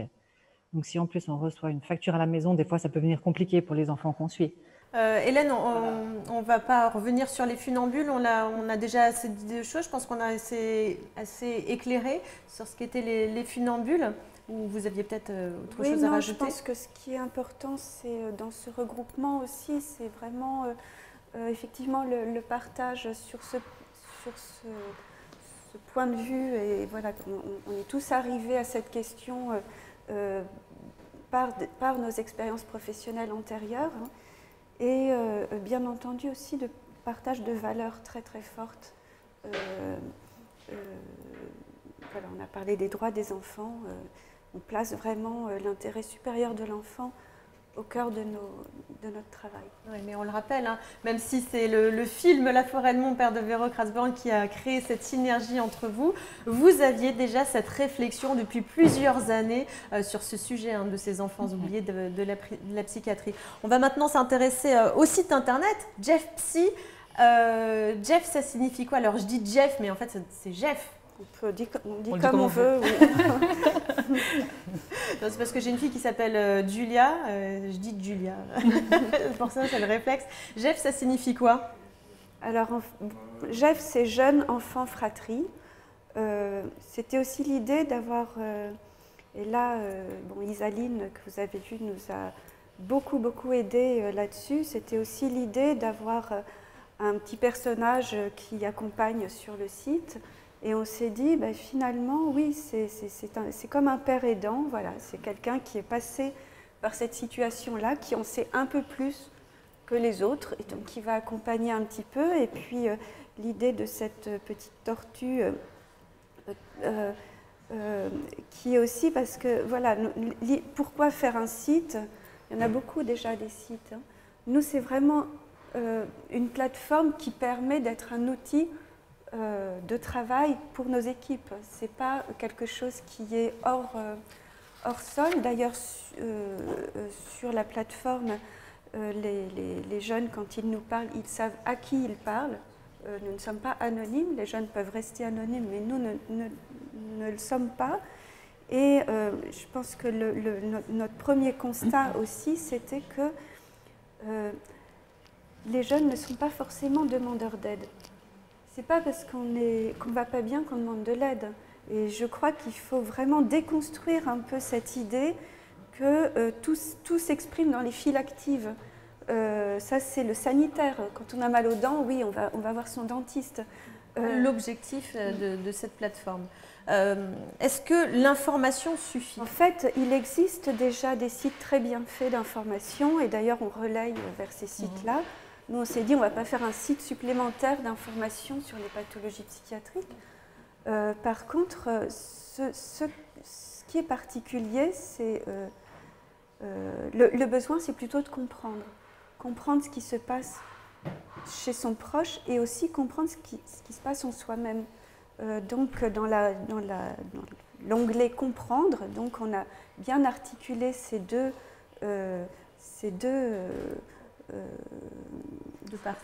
sujets-là, voilà, la maladie et moi, et la maladie et mon proche. Et aussi, ils peuvent y trouver des phrases d'autres jeunes comme eux. Et ces phrases, elles peuvent être un peu des petits véhicules pour aller vers nous. C'est pas facile de trouver. Parce que souvent, on a entendu des jeunes qui disaient « Non, mais moi, je sais pas quoi dire, en fait. Je sais pas par où commencer, je ne sais pas quoi dire. » Donc là, c'est de trouver là des petits mots, des mots des autres pour parler de soi. En fait, on est vraiment dans une approche plutôt phénoménologique, hein. Nous, ce qui nous intéresse, c'est d'accompagner cette expérience de vie, de la reconnaître et de les accompagner là-dedans. Donc voilà, par exemple, voilà, j'ai absorbé ces délires comme une éponge. Oui. Oui, bah, voir qu'un autre frère, par exemple, là c'était un jeune de 14 ans qui disait ça, bah, voir qu'un jeune dit ça, ah oui, tiens, c'est donc possible. Je crois que là, ce qui est particulier dans ces maladies-là, c'est que, on va dire que les deux dénominateurs communs des jeunes qu'on accompagne, c'est de faire face à l'étrangeté et de faire face à l'imprévisible. Et du coup, nous, on accompagne beaucoup plus ça qu'une entrée par le diagnostic. Il n'y a pas dans le site une entrée par le diagnostic. On n'a pas à savoir. Enfin, d'abord, c'est parce que c'est une réalité. Beaucoup de jeunes que l'on accompagne n'ont pas connaissance du diagnostic, ou c'est une connaissance qu'ils ont un peu par la bande, je dirais, parce qu'ils ont entendu une bribe de conversation, ou bien ils ont fouillé dans la boîte de neuroleptiques et ils ont vu que, tiens, mon frère prend des neuroleptiques, c'est un médicament qu'on donne aux patients schizophrènes, donc mon frère est schizophrène, et puis donc je suis le frère d'une personne qui souffre de schizophrénie. Donc tout ça, il faut accompagner. Là, on voit effectivement, il y a un lexique qui est disponible sur le site internet, donc qui permet, avec des phrases assez simples, de comprendre ce que signifie, par exemple, là, le mot dépression. C'est des définitions, donc le site, c'est ça aussi. Ben, oui, c'est-à-dire qu'on a beaucoup exploré ce qui se passait sur le net. Et on s'est dit, les sites généralistes pour les adolescents parlent de santé mentale au sens très large, mais il n'existe pas de site où on parle d'hallucinations, de délire, de déni, qui sont en fait ceux dans lesquels ces jeunes sont plongés tout le temps. Et donc, ils ont besoin d'avoir les mots. Les mots, ça aide à penser, en fait. Et quand on n'a pas de mots, on est coincé, on n'est que dans l'émotion. Donc il faut qu'on les aide à sortir un peu d'une compréhension uniquement par l'émotion et amener un peu, les aider à penser ce qu'ils vivent. Vous aviez envie de réagir, mais c'est un peu apporter une réponse. Et dans ce sens-là, c'est aussi une sorte de prévention. Moi, on a un exemple d'un petit garçon. Et il est tout jeune, et donc c'est pas lui qui est allé sur le site, mais on était en discussion avec lui. Et justement, il est venu dans la conversation le fait qu'il était très inquiet à l'idée d'être lui-même malade parce que papa était malade, parce qu'il savait que la maman de papa avait été malade. Et enfin, voilà. Ça revient souvent, ça. Ça revient. Et donc, on s'est servi vraiment de JeffPsy justement comme un outil à ce moment-là. J'ai pris le site sur mon smartphone, j'ai été lire avec lui. Je sais qu'après, par la suite, il est allé lire avec maman pour comprendre d'autres choses. Et donc, je pense que c'est répondre à des questions, c'est éviter de laisser tous ces jeunes avec plein de questions. Et ça a, selon nous, un impact et c'est préventif. On va continuer à essayer de détailler un petit peu le site internet avec Sylvia. Parlez-nous de la médiathèque qui est intégrée dans JeffPsy. Ah, vous aviez coupé votre son. Est-ce qu'il va revenir? Parce que des fois, ça fait des Il va revenir. Le voilà. Navré, oui, voilà. Donc, nous avons construit notre médiathèque sur l'idée de pouvoir rassembler, mutualiser un petit peu ce qu'il existe au niveau francophone, tant au niveau des livres que des séries, que des films. C'est vrai que bien souvent, en tout cas dans ma pratique et dans celle des autres, on a été approché par des professionnels ou des parents qui nous demandaient mais est-ce qu'il y a un livre, est-ce qu'il y a un support pour pouvoir discuter de telle ou telle difficulté psychique? Donc notre idée, c'était vraiment de pouvoir mettre en commun tous ces livres et ces endroits. Donc l'idée, c'est de pouvoir l'actualiser assez fréquemment pour mettre des nouveaux livres et de nouvelles propositions. C'est vrai qu'on sait que souvent, les livres peuvent amener à ouvrir la parole, à pouvoir poser des mots sur des sujets qui peuvent être compliqués. Donc c'est tant des supports qui s'adressent aux professionnels pour pouvoir les lire ou les visionner avec les enfants et les jeunes, tant pour des jeunes qui peuvent y trouver un vécu qui peut résonner avec le leur et ouvrir là aussi une discussion, une compréhension pour les amener à, voilà, comme on disait, à... C'est des livres que vous lisez, des films que vous regardez avant de les conseiller, c'est ça? Exactement. Notre idée, c'est de pouvoir y mettre un avis JeffPsy et puis de pouvoir aussi laisser la parole aux jeunes, parce que notre idée, c'est aussi que cette plateforme soit active et soit faite pour et par les jeunes. Donc, on a envie qu'ils puissent aussi nous donner leur avis, le publier, et qu'ils puissent aussi nous informer s'il y a une nouvelle série, un nouveau film ou un nouveau livre qui est hors de notre connaissance. Donc, vraiment, l'idée, c'est de co-construire cette média. Oui, c'est de partager ensemble. Voilà, vous leur proposez quelque chose, un média, et eux peuvent aussi le faire. De quelle manière est-ce que justement ils peuvent vous proposer de regarder tel film ou tel livre? Alors simplement nous envoyant un mail sur notre contact pour nous faire partie de leur avis ou de cette nouveauté qu'ils ont vue. Donc voilà, simplement nous envoyer un mail. Qu'est-ce qui est important pour vous dans JeffPsy? Pour moi, pour nous, ce qui est important, c'est vraiment cette co-construction. Et c'est qu'on fasse ensemble quelque chose. Parce que c'est vrai que nous, on est des professionnels, mais on a notre point de vue à nous, mais je pense que le point de vue des jeunes est tout aussi important. Celui du vécu est tout aussi important, enrichissant pour nous. Vous le disiez, vous n'étiez pas seul. En Suisse, vous avez une fondation qui vous suit. Mais est-ce que quand même, en tant qu'association, vous disiez, bon, ce serait bien d'aller voir d'autres pays européens. Vous aviez déjà eu cette envie-là? Oui, complètement. Parce que c'est vrai que nous, on est un peu seuls ici en Suisse. Oui, malgré tout, vous êtes seul, oui. C'est ça. C'est effectivement, au niveau genevois, on est seul. Au niveau roman, qui est la partie francophone suisse, on est seul. Alors maintenant, il y a d'autres acteurs qui ont commencé il y a quelques années à parler et à se spécifier pour les enfants et le trouble psychique. Mais c'est vrai qu'on était très seuls. Donc j'étais très, très contente et très heureuse quand Hélène est rentrée en contact avec moi et de pouvoir rencontrer aussi et la Belgique et le Luxembourg pour pouvoir discuter de ça. Parce que c'est vrai que c'est là où tout d'un coup, ça prend aussi beaucoup de sens, le travail qu'on fait, et de se dire, ah mais voilà, nous on retrouve pareil ici avec notre population. Ah oui, mais moi aussi j'ai pensé à ça. Ah, j'ai les mêmes difficultés. Enfin, je veux dire, c'est tellement riche en tant que professionnel. Et nous, on est une toute petite équipe. On sent qu'il y a les mêmes problématiques finalement entre vous. C'est pas parce que voilà, on franchit une frontière que finalement ça change. Les problématiques sont exactement les mêmes. Oui, complètement. Non, c'est tout à fait pareil. On s'est beaucoup retrouvés. Et je suis navrée de ne pas pouvoir être en présence parce que j'aurais beaucoup voulu aussi vous rencontrer en vrai. Mais c'est vrai qu'en plus, on sent entre vous quand même qu'il y a une bonne ambiance. C'est un peu bon enfant. Alors, vous n'avez pas vu off de cette émission, mais moi, je les ai observés. Et puis en visio aussi, on s'est eu en visio pour préparer cette émission. Il y a vraiment une osmose entre vous. Vous êtes tout de suite bien entendus les uns et les autres. Oui, tout à fait. Ouais. Je trouve qu'on a les mêmes perspectives, les mêmes valeurs aussi. Je pense qu'on défend les mêmes valeurs. Ouais, et puis même, vous êtes rayonnant, vous êtes agréable. Merci. C'est le sujet. Non, mais je le dis, voilà. Je crois que c'est ça nous passionne tellement et voilà, on a envie de se battre pour ça. Vous pourriez en parler des heures, mais c'est vrai que l'heure avance et il faut que nous aussi on avance.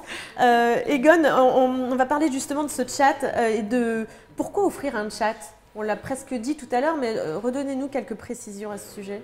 Il est venu de manière assez évidente qu'effectivement l'Internet pour les jeunes, c'est effectivement un outil de prédilection que les jeunes utilisent tout le temps. Et puis la question du chat s'est posée rapidement, mais pas de manière aussi évidente. C'est-à-dire qu'on s'est d'abord demandé est-ce qu'on l'ouvre à tous les jeunes, est-ce que ça peut être un chat où il y aurait des pairs en présence ou juste avec un professionnel? Est-ce qu'il faut s'inscrire avant de rentrer dans le chat ou pas? Et puis finalement, on a réglé la question en créant deux choses dont je vais parler maintenant, c'est le chat et les groupes, qui en fait, le chat, il n'y a pas besoin de s'inscrire avant, c'est-à-dire que le jeune peut s'inscrire de manière totalement anonyme. Et on sait, je suis tombé sur une étude française en préparant cette intervention où 60% des jeunes, en fait, c'était une étude française, donc de 12 à 17 ans, utilisent régulièrement les chats et ça vient en deuxième position après écouter de la musique chez les lycéens. Donc c'est vraiment un outil qui est de plus en plus utilisé et en plus ça a une croissance à 2 chiffres chaque année. Donc c'est quand même quelque chose qui est de plus en plus utilisé par les jeunes. Chez les collégiens, c'est un peu moins. Chez les collégiens qui sont un peu plus jeunes, ils vont d'abord effectivement écouter de la musique, jouer aux jeux vidéo et puis voir des vidéos aussi, ce qu'ils font beaucoup maintenant les jeunes, et puis chatter quand même aussi en 4e position. Donc c'est un moyen de prédilection parce qu'ils peuvent parler dans l'anonymat et en plus ils peuvent écrire des choses qui est parfois plus facile au départ de les écrire que de les dire, parce que les dire, il y a toute la honte et est-ce que je suis seul, etc. Ouais. Et donc on a fait le choix. On voulait aussi effectivement avoir une statistique pour avoir une visibilité, pour pouvoir éventuellement obtenir des subventions, parce que ça dépend toujours de ça. Effectivement, la fréquentation d'un site est importante pour obtenir des aides pour pouvoir développer notre projet. Donc on voulait à la fois être visible, mais en même temps garantir l'anonymat des personnes, et donc des jeunes. Et on a fait un peu un jeu d'équilibriste, c'est-à-dire qu'on a pour le chat, les jeunes n'ont pas besoin de s'inscrire, donc ils peuvent directement chatter en ligne. Pour ce faire, ils doivent simplement aller sur JeffPsy et puis parler avec un professionnel, choisir parler avec un professionnel ou échanger avec un pro, je crois que c'est, je ne sais plus exactement. Alors attendez, on va essayer de le chercher. Et puis, c'est moi qui ai la souris, alors C'est dans Être aidé. C'est dans Être aidé. Hop. Alors là, il faut envoyer, si on vient. Il faut choisir l'endroit où on réside, et puis après, on voit apparaître le petit icône qui signifie qu'en fait, il est possible de chatter. À cette heure-ci, vous ne l'aurez pas. À cette heure-ci, vous ne l'aurez pas, dans la mesure où, en fait, comme on est des petites équipes, on a dû faire le choix effectivement d'ouvrir le chat à certaines heures. Donc pour l'instant, au départ en tout cas du site, il va être ouvert de 16h à 18h tous les jours, du lundi au jeudi, les jours ouvrables. Et ça sera chaque personne des 4 équipes fondatrices qui va se relayer pour effectivement assurer le chat. Et donc voilà, c'est assez simple en fait. Oui, je vois, moi je suis en train de le faire. Mais c'est voilà, si on veut rentrer en contact avec un professionnel pour lui dire qu'on a une petite question à lui poser, on lui envoie directement la question et il y a une réponse qui arrive. Et alors les professionnels, c'est qui en fait? C'est vous, hein? C'est nous 4 et évidemment il y a les équipes derrière de nos services parce que nous on est c'est sûr que là on a quand même une appréhension hein, dans ce décalage en fait entre le sujet que l'on est en train de mettre en avant et nos moyens. Donc on espère aussi étoffer un peu nos équipes pour être à la hauteur de ce sujet et à la hauteur du besoin. Et je pense que ça, c'est vraiment valable pour nos 4 équipes. Je pense que là, nous sommes en train de démontrer qu'il s'agit vraiment d'une question de santé publique, qu'on ne peut pas organiser l'ambulatoire en psychiatrie sans mettre à la mesure l'accompagnement des enfants et des jeunes qui sont au domicile des patients. Et voilà, on a aussi ce seuil-là qu'on aimerait bien rendre un tout petit peu plus confortable. Oui, et ce que je voulais rajouter, d'ailleurs, ce qui est spécifique au Luxembourg, c'est qu'on est un pays trilingue, donc les luxembourgeois parlent le luxembourgeois, l'allemand et le français, et que le mercredi, le jour où on assure la permanence, on pourrait éventuellement répondre en luxembourgeois, en allemand, pour les jeunes qui ont un peu des difficultés, parce que la langue française, ce n'est pas la première langue des luxembourgeois, même si 89% des luxembourgeois le parleraient couramment, ce n'est pas nécessairement la première langue des luxembourgeois, donc on ne pouvait pas offrir directement un site spécifiquement luxembourgeois, et en plus c'était chouette l'idée de co-construire ça avec les autres, mais on peut aussi offrir cette spécificité. Vous aviez envie de réagir, Carole? Oui, j'ai envie de rebondir parce que c'est la même chose pour la Belgique. Effectivement, on a aussi 3 langues, alors principalement le flamand et le français. Alors nous, avec Étincelle, déjà, on essaye de développer surtout sur la Fédération Wallonie-Bruxelles parce que c'est le secteur que nous, on peut couvrir. Évidemment, on a un plus petit pays que la France, où ça fonctionne différemment. Mais voilà, donc nous, on essaie déjà de se battre ici pour rendre pérenne la SBL. D'ailleurs, les pouvoirs politiques qui sont en ligne, on fait appel vraiment, n'hésitez pas à revenir vers nous, c'est très important, du travail il y en a, comme on l'a prouvé, c'est une vraie nécessité sur le terrain. Et dans l'idéal, nous aimerions pouvoir développer aussi de l'autre côté, de la partie flamande plutôt de la Belgique. C'est des choses qu'on espère mettre en place, mais il faut déjà qu'on parvienne, nous, à assurer la partie qu'on avait commencée. Et voilà, par contre, en effet, on est soulagé de savoir que ce site peut être mis dans plusieurs langues. On a déjà fait des tests, on sait que ça va être jouable. Et donc, vivement la suite. Alors, on a l'heure qui tourne, hein. Il faut qu'on avance aussi dans les sujets, même si tout ce que vous dites est vraiment très, très, très important, mais si on a bien compris, on peut aussi rentrer en contact avec vous, même si on n'est pas un enfant, on peut poser des questions et venir vers vous. On va parler de confidentialité et d'anonymat, c'était un équilibre qui était quand même un peu particulier, Egon, parlez-nous de ça. Ben oui, justement, enfin, c'est pour ça qu'on a créé et les groupes et le chat, et les groupes, parce que là, il faut s'inscrire. Donc, ça implique que le jeune doit s'investir un peu davantage en sortant de l'anonymat. Mais du coup, effectivement, parce que c'est des groupes qui sont sur des thèmes particuliers, mais qui sont à des moments donnés, il faut qu'on puisse fixer des dates et recontacter le jeune. Donc, il est obligatoire, dans ce cas-là, qu'il donne au moins son adresse mail et son âge pour pouvoir faire des groupes d'âge plus ou moins homogènes. Voilà. Je pense qu'aussi, on va beaucoup apprendre des jeunes, parce que dans ce domaine-là, dans le domaine de l'Internet, on est vraiment des novices, même si on a une petite expertise, une plus grande expertise en psychiatrie. Au niveau de l'Internet, ils vont probablement nous en apprendre. Oui. J'ai déjà vu qu'ils vont beaucoup plus vite que nous, en tout cas. Et donc, on va devoir suivre. Mais on a quand même voulu garantir la confidentialité, c'est-à-dire que les données, toutes données qui vont être mises sur le site Internet, même dans les groupes, seront garanties safe, entre guillemets, c'est-à-dire qu'elles vont être protégées, elles ne vont pas être diffusées, elles ne vont pas servir pour les cookies, par exemple, que les jeunes vont recevoir par la suite. Donc voilà, c'était notre objectif. À la fois garantir l'anonymat et en même temps pouvoir organiser des groupes où les jeunes puissent se rencontrer. Et l'aide des pairs nous semblait tout à fait opportune, comme Vero Kratzenborn l'a déjà dit, et Hélène aussi l'ont souligné. L'aide des pairs dans les groupes, c'est effectivement les pairs qui peuvent aider et permettre de se soutenir les uns les autres, lever et de les tabous aussi. déstigmatiser la Parce que c'est tabou. La psychiatrie.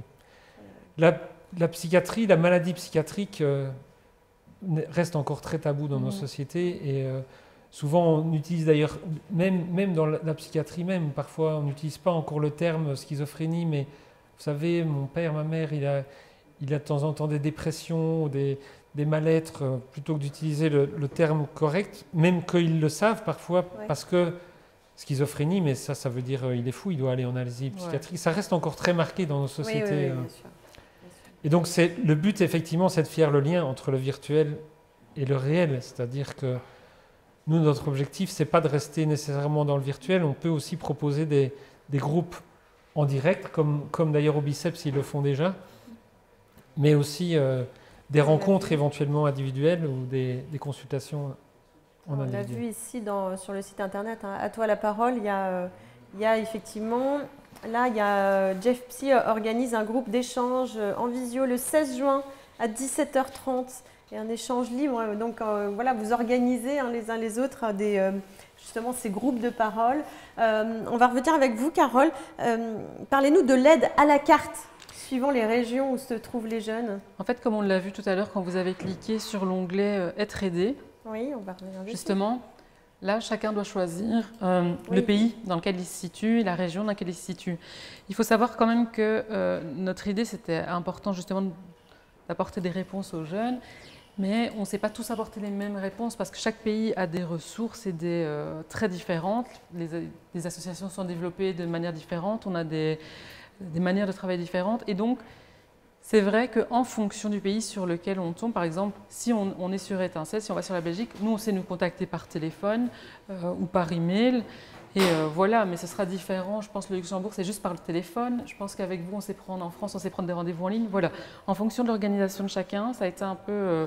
c'est orienté en fonction du pays. Ouais, puis comme vous le disiez, c'est toujours un peu plus simple quand même de parler en chat aussi. Déjà, cette première approche pour les jeunes qui n'osent pas, parce que, comme on l'a déjà dit, hein, ils n'osent pas dire qu'ils sont eux-mêmes, ils souffrent de la situation et ont besoin d'aide et ils ont du mal à passer le cap. Donc c'est vrai que c'est important, ce site internet. Moi, je pense que ça va bien fonctionner. Un peu comme Vero Kratzenborn a dit tout à l'heure, c'était pas facile pour elle d'aller voir un professionnel. Et je pense que Jeff Psy, c'est une première porte d'entrée. On peut imaginer, mais voilà, ils viennent d'abord juste voir des informations, des mots, comprendre des mots, parce qu'on a essayé un peu, pas de vulgariser, mais de rendre plus simple certains termes, justement pour les jeunes. Et donc, c'est une première porte. Ils viennent voir, ils se posent des questions, ils ont quelques réponses. Et s'ils le souhaitent ou s'ils en ressentent le besoin, ils peuvent aller plus loin, ils peuvent échanger avec un professionnel par écrit, voire par la suite prendre un rendez-vous, nous contacter par téléphone. Voilà, ils savent avancer à leur rythme. Ok, merci à tous les trois d'être venus nous expliquer comment fonctionne Jeff Psy. Puis on sent cette passion quand même entre vous. Donc je pense que tous ces jeunes justement qui ont besoin d'aide viendront vers vous et comprendront que voilà, vous pourrez leur apporter toute l'aide nécessaire pour déjà sortir de leur isolement, parce que c'est ça le but de Jeff Psy. Hein. J'ai bien compris à quoi servait Jeff Psy et j'espère que vous aussi vous comprenez bien. On va poursuivre notre émission. On va arriver à cette 4e partie d'émission dans quelques instants. On va écouter eh bien, Alison, c'est une témoin. Elle aurait adoré avoir Jeff Psy à ses côtés pour pouvoir sortir de son isolement et de ses colères aussi dont on a parlé tout à l'heure. On écoute Alison et on aura tout à l'heure, juste après, Thomas, un autre témoin, Laure Osley qui fait partie d'Étincelle aux côtés de Carole et on aura Frédéric Van Leven. A tout de suite, juste après le témoignage d'Alison. Bonjour Alison, et tout d'abord merci d'avoir accepté de témoigner aujourd'hui pour Jeff Psy. Alors, dans un premier temps, est-ce que tu pourrais nous expliquer voilà, qui dans ta famille était en souffrance psychique et nous expliquer un peu l'impact que ça avait sur la famille? Oui, donc c'était mon grand frère. Moi, j'étais petite, il avait 16 ans quand je suis née. Donc, ça s'est très bien déroulé pendant un certain temps. Et malheureusement, il s'est passé quelque chose dans sa vie qui a fait que il est tombé dans la drogue et ça a déclenché chez lui la schizophrénie. Voilà, ce qui a duré après de nombreuses années. Et quel impact ça avait sur la famille du coup? Ça a beaucoup brisé notre famille parce que ma maman, qui avait un père alcoolique, a vraiment des difficultés avec les gens en dépendance. Donc elle a vraiment... Et je pense que la schizophrénie passait après, mais que le côté drogué, elle ne pouvait pas l'accepter. Mon père a toujours été là pour lui, il a essayé de l'aider au maximum, mais bon, voilà, mon papa, c'est encore l'ancienne école, c'est pas toujours évident. À l'époque, on n'était pas du tout informés comme maintenant. Et moi, on a essayé de me protéger et de me mettre plutôt à l'écart. Donc, ça a été difficile. Ouais, et justement, toi, en tant que sœur, qu'est-ce que ça a évoqué chez toi comme questionnement, comme émotion? Moi, je me souviens que toute petite, enfin, j'ai une image que j'oublierai jamais. J'étais toute petite et j'avais cassé ma tirelire en plastique parce que j'entendais mes parents qui disaient qu'il avait des difficultés pour lui donner de l'argent. Je me suis sentie abandonnée. Moi, mon frère, c'était vraiment, il était beaucoup plus âgé, donc c'était vraiment quelqu'un d'important dans ma vie et je me suis vraiment sentie abandonnée et j'ai pas eu l'explication à l'époque. J'avais une dizaine d'années sur ces problèmes mentaux. Donc, je pense que je lui en ai voulu et que pour me protéger, au fil du temps, je me suis moi-même écartée parce que c'était de moins en moins lui qui était présent de toute façon. D'accord. Et justement, tu as été jeter un œil sur le site JeffPsy, évidemment. Qu'est-ce que tu penses qu'un site comme celui-là aurait pu t'apporter à l'époque? Je pense que ça aurait pu apporter beaucoup de choses à moi et même à mes parents, déjà sur l'explication de la maladie, aussi sur le fait que quand on est petit, je me souviens que j'avais peur d'avoir la même maladie un jour qui se déclare. Ouais. Ça, je me souviens que c'était, voilà, parce que je sais que c'est quelque chose qu'on a en soi et qui se déclare ou pas. Donc j'avais des questions là-dessus. Et puis, enfin, un soutien parce que c'est, voilà, enfin, c'est des colères, ce sont des personnalités difficiles à gérer, surtout quand ils ne sont pas pour se soigner. Donc c'est un combat difficile. Ouais. Il y a une partie du site en particulier que tu as préférée? Ben, l'explication de la maladie, j'ai vu justement où ils expliquaient sur le déni de la personne, donc la difficulté à se soigner, le fait qu'ils aient toujours raison. Enfin, ça, je l'ai lu avec attention. Parce qu'on y était en plein dedans. Enfin, voilà, mon frère avait la schizophrénie, mais enfin, il avait de la paranoïa. Pour lui, les médecins voulaient le tuer, donc il se soignait pas et c'était vraiment des démons contre qui se battait et c'est difficile. Et alors, ce qui m'a aussi interpellée, c'est un témoignage d'une personne qui disait que tous ces mensonges l'avaient absorbé. Et il faut savoir que mon frère, quand j'avais 20 ans, est décédé d'une overdose. Il était à l'époque hospitalisé chez Van Gogh pour ses problèmes justement de schizophrénie et il sortait le week-end et voilà, on l'a retrouvé décédé. Et quand il est parti, j'ai retrouvé ses affaires, j'ai retrouvé ses lettres où il dénonçait tous les gens qui lui voulaient du mal. Et pendant plusieurs mois, j'ai essayé de retrouver ces gens et je me suis complètement perdue dans ces délires. Et voilà, ça a été compliqué. Il a fallu à un moment donné que je me secoue et que je me dis, c'est pas comme ça que tu vas faire ton deuil, c'est pas le bon chemin que tu es en train de prendre. Mais encore une fois, là, j'ai pas été aidée. Donc, enfin voilà, c'est compliqué. Et puis pour tout, c'est des gens qui, quand ils décèdent, malheureusement, il n'y a pas, c'est pas pris au sérieux comme il était chez Van Gogh et qu'il avait quelqu'un qui gérait c'est son salaire et son argent. On n'a pas eu énormément à dire. Et il n'y a pas eu d'autopsie. Le dossier, je me souviens que j'avais dû faire appel pour le réouvrir au niveau du tribunal. Enfin, ça a été compliqué. On est un peu vraiment délaissé. Voilà, ce sont des, je ne vais pas dire un déchet de la société, mais c'est un peu une perte. C'est pas grave, quoi. Donc la famille, démerdez-vous. Et si je comprends bien, quand même s'il y avait eu des équipes sur place qui auraient pu venir te voir, t'expliquer à l'époque ce qui se passait avec ton frère. Clairement, parce qu'on s'en veut une fois qu'il est plus là de pas. Enfin, moi, après, on se raisonne hein, maintenant. J'ai 33 ans. Ça fait 13 ans qu'il est décédé et voilà, j'ai fait mon parcours dans mon deuil. Mais clairement, au début, je m'en suis voulu énormément de ne pas avoir été là, de pas avoir essayé de le sauver. Mais si j'avais pas moi-même des explications et des armes, comment je pouvais faire pour au moins essayer? C'est pas possible. Donc vraiment abandonner, ça c'est certain. Bon, je pense qu'on peut pas soigner une personne sans entourer la famille, c'est pas possible parce que c'est un tout. Ok, merci beaucoup en tout cas Alison pour ces échanges. Donc on vient d'écouter le témoignage d'Alison qui a été donc des propos recueillis par Carole Cocriamont qu'on a vu juste à l'instant d'Étincelle en Belgique et j'ai sa cofondatrice avec nous, c'est Laure Oslet. Bonjour, merci d'être venue nous rejoindre. Egon, vous restez avec nous pour répondre aux questions des internautes qui voilà, ils ont noté plein de petites questions. J'en ai quelques-unes, donc vous m'aiderez parce que moi je suis incapable d'y répondre.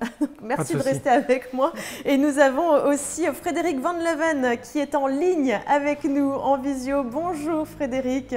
Bonjour, bonjour tout le monde. Donc vous nous entendez bien?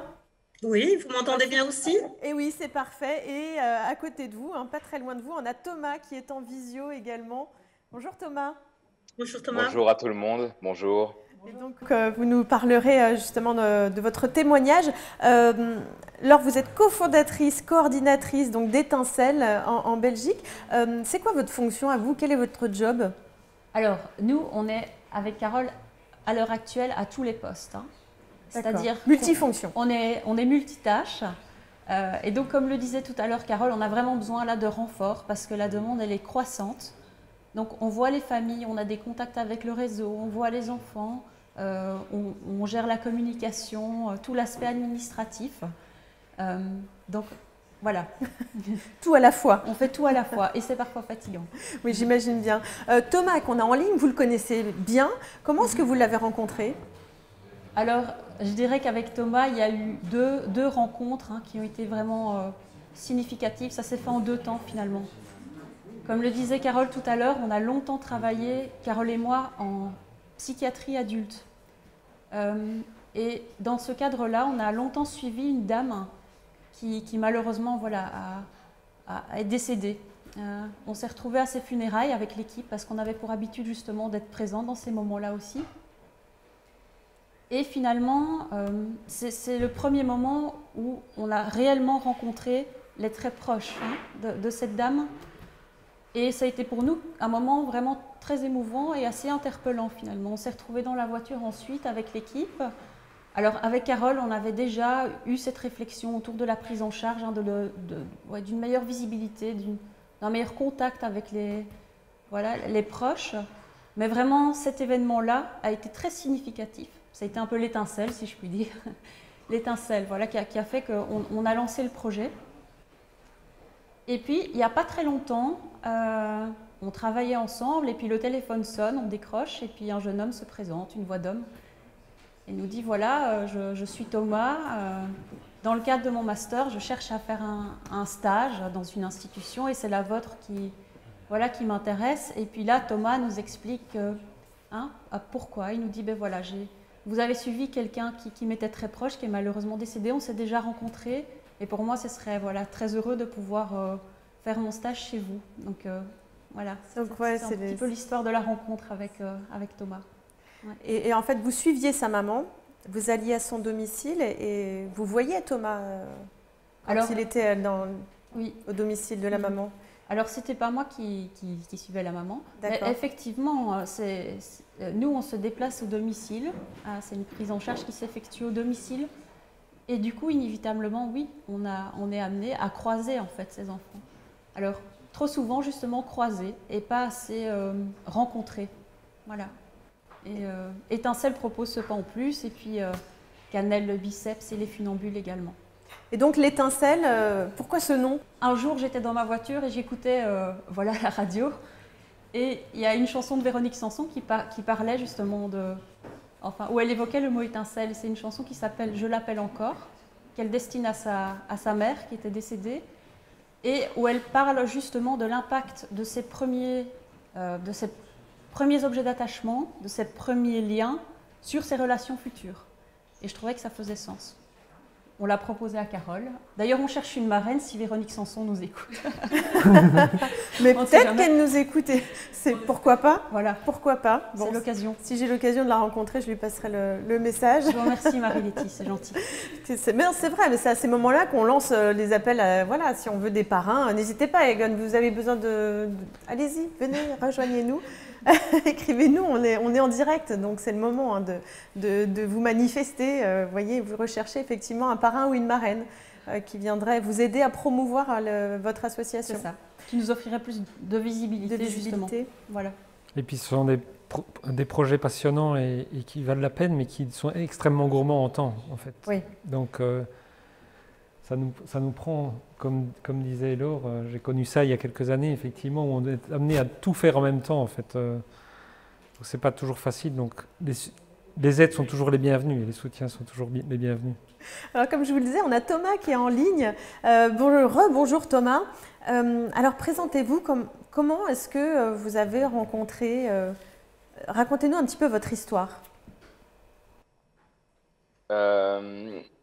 Donc bonjour à tous. Je ne sais pas exactement par quoi je peux commencer pour raconter mon histoire.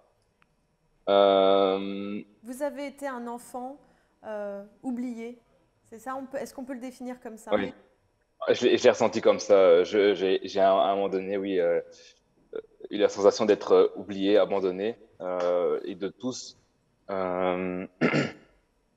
parce que la maladie de ma maman nous a frappé comme la foudre. On s'y attendait pas vraiment, on s'y attendait pas du tout même. Ça a démarré en fait avec le décès de mon papa. Et si les premiers mois, elle a géré comme elle pouvait avec le décès de son mari. Son état de santé mentale s'est décliné. Et jusqu'au jour où je suis rentré à la maison et il y avait une lettre sur la table qui disait que ma maman était dans un hôpital psychiatrique et mon petit frère était dans un centre pour les enfants. Enfin, voilà. Donc, je me suis retrouvé tout seul quand j'avais 17 ans. Et c'est vrai que là, je me suis senti abandonné parce que je n'avais pas beaucoup de famille. Et en plus, quand j'ai voulu aller voir ma maman, au début, c'était très compliqué parce qu'elle était en observation et tout ça. Et donc, on ne pouvait pas répondre à mes questions. Et donc, c'était d'autant plus dur. D'ailleurs, je me suis... On ne voulait pas, c'était... C'est parce que vous étiez mineur, en fait? En tout cas, quand j'allais, au début, on disait que je ne pouvais pas voir ma maman, qu'elle était encore en observation. C'était de cet ordre-là. Puis j'ai pu la voir tout doucement, mais je ne comprenais pas trop ce qui lui arrivait et ce qu'on faisait avec elle et tout ça. Ça a duré quand même quelques années. Et donc, du coup, c'était les années les plus importantes parce que c'est les années où j'étais seul. Vous avez entendu pendant l'émission que c'était assez récurrent, que voilà, je ne sais pas trop comment m'exprimer, il faut m'aider un peu. Moi, je ne suis pas experte dans ce domaine-là, mais c'est vrai que souvent, les enfants témoins comme vous ont eu... C'était plus important qu'on s'occupe de leurs parents qui étaient en souffrance que d'eux-mêmes. Et alors que vous, finalement, vous aviez aussi besoin d'aide. Est-ce que vous le disiez à ce moment-là? Non, je ne me le disais pas et je ne le disais pas vraiment. J'essayais de m'accrocher à tout ce à quoi je pouvais m'accrocher, mais c'était compliqué. Donc, je prenais le train pour aller voir ma maman et mon petit frère quand c'était possible. Et c'est vrai que en fait, j'ai pas demandé beaucoup d'aide. Mais ce qu'il y a, c'est que j'étais focalisé sur ma maman, sur son état, sur mon petit frère, qui lui ne comprenait pas beaucoup non plus parce qu'il avait 11 ans à l'époque. Et donc lui, il a vécu un petit peu avec moi et ma maman. Et après, il a été arraché à notre maison et on l'a mis dans un centre. Et lui, ça a été peut-être même plus compliqué encore parce que si moi, je vivais dans la maison de mes parents, donc où j'avais quand même quelque chose de familier, lui, il a été complètement isolé de tout repère. Et comment vous avez rencontré Laure et Carole, pardon? Mais donc, du coup, je les ai croisés, je pense, dans le 3e centre où ma maman a été admise, donc à Saint-Bernard, pendant qu'elle suivait ma maman. Et alors, à son décès, je les ai croisés aussi à l'enterrement de ma maman. Et je ne sais plus avec laquelle, mais je pense que c'est Carole que j'ai discuté et qui m'a dit que elles étaient en train de monter un projet, ou elles avaient l'idée de monter un projet pour justement pouvoir accompagner les enfants de parents en souffrance psychique. Et ça, c'est resté. Et puis ma vie a évolué. Et quand j'ai entamé mon bachelier, je me suis dit qu'il fallait absolument que je fasse un stage là-bas. Et donc, j'ai pu les recontacter et c'est comme ça que je suis arrivé dans le ASBL. Oui, parce que votre ambition, en fait, c'est de devenir conseiller conjugal et familial, c'est ça? C'est ça, tout à fait. Et donc, vous vous êtes dit, avec Laure et Carole, ce serait idéal? Oui, parce que j'avais une histoire commune à leur projet et pour moi, ça avait beaucoup de sens. Et en plus, conseiller conjugal et familial, on est amené à rencontrer des familles et des familles en souffrance. Et je voulais absolument, pendant une de mes années, pouvoir faire mon stage là-bas, si c'était possible, et ça a été possible, heureusement. Jeff Psy, pour vous, ça évoque quoi? Ça vous aurait aidé si ça avait existé au moment où vous aviez besoin d'aide? C'est certain, parce que justement, ce qui a été le plus dur, je pense, enfin, une des choses qui a été le plus dur, c'était, en plus de la crise, ça a été comment dire, le fait d'être seul? C'est ça, mais plus qu'être seul, être complètement perdu en fait, être dans le vide total et ne pas savoir à quoi s'accrocher, ne pas savoir avec qui discuter et ne pas savoir comment répondre à certaines questions. Je ne savais rien de ce qui se passait en fait pour moi, pour mon frère, pour ma maman et voilà. Donc si par exemple le CGFT, je l'ai regardé en long, en large et en travers, j'ai vraiment j'ai ouvert toutes les portes qui pouvaient nous offrir et c'est vrai que moi si je vais retenir quelque chose du site que je trouve vraiment importante, c'est le contact. Vraiment, c'est ce qui m'a le plus manqué, je pense, c'était le contact. Et quand on s'est eu au téléphone pour discuter tous les deux, vous m'avez dit que Jeff Psy, pour vous, vous avez envie, c'est l'expression que vous avez dite, j'ai envie d'en être. Ça signifie quoi?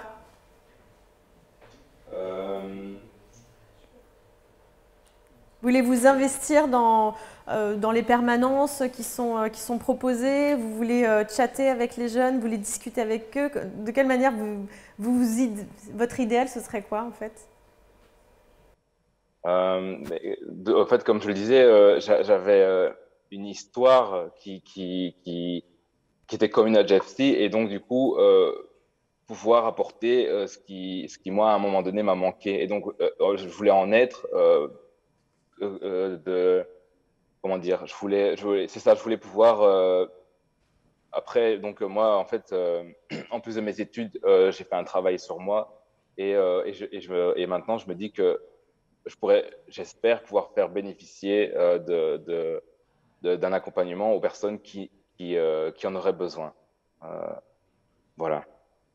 Je ne sais pas si je réponds vraiment à la question. Si on a senti que vous aviez envie de vous investir aux côtés de Laure et Carole. Ça, on l'a bien senti que c'était important pour vous.